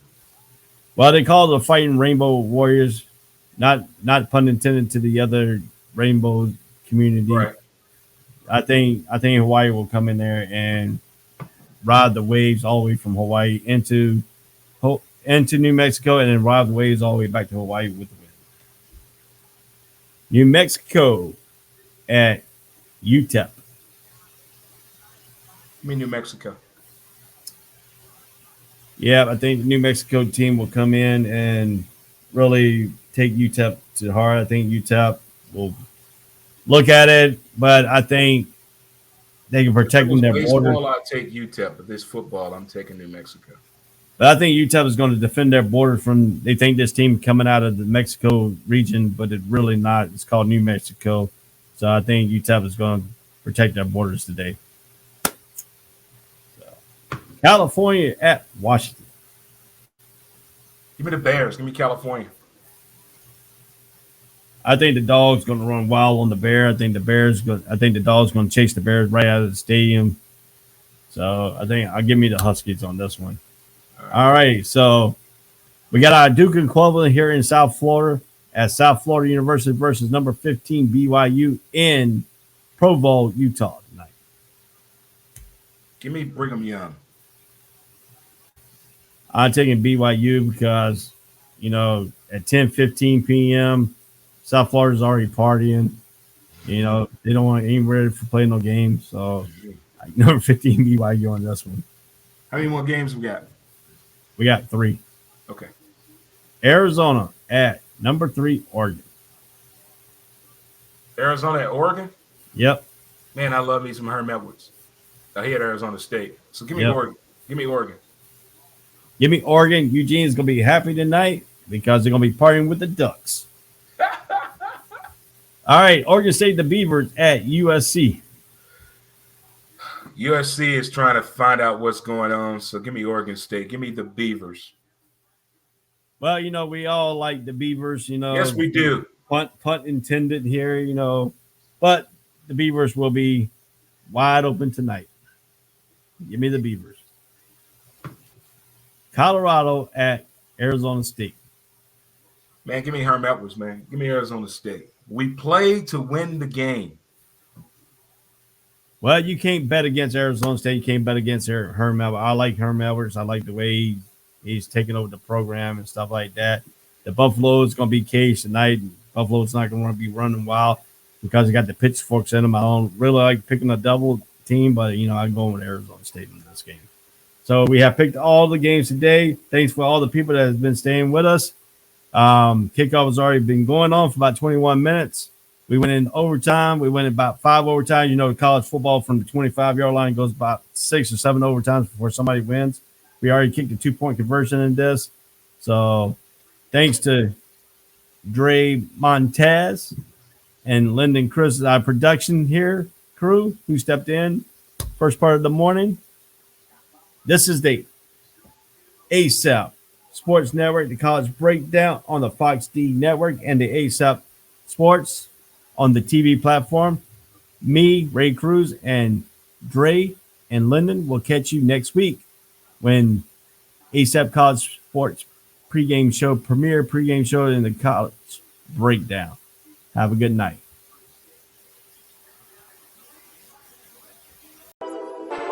All sports, all plays. All sports, all plays. All sports, all plays. 365, we're making a plays. You talking the game, get you through the days. We're high in the court, the dime in the lane. Variety, topics, living the same. All presentation, sports information. In the airways, taking the nation. All sport, all plays, like working your faces. Grace at the field, so tie the laces. All sports, all plays.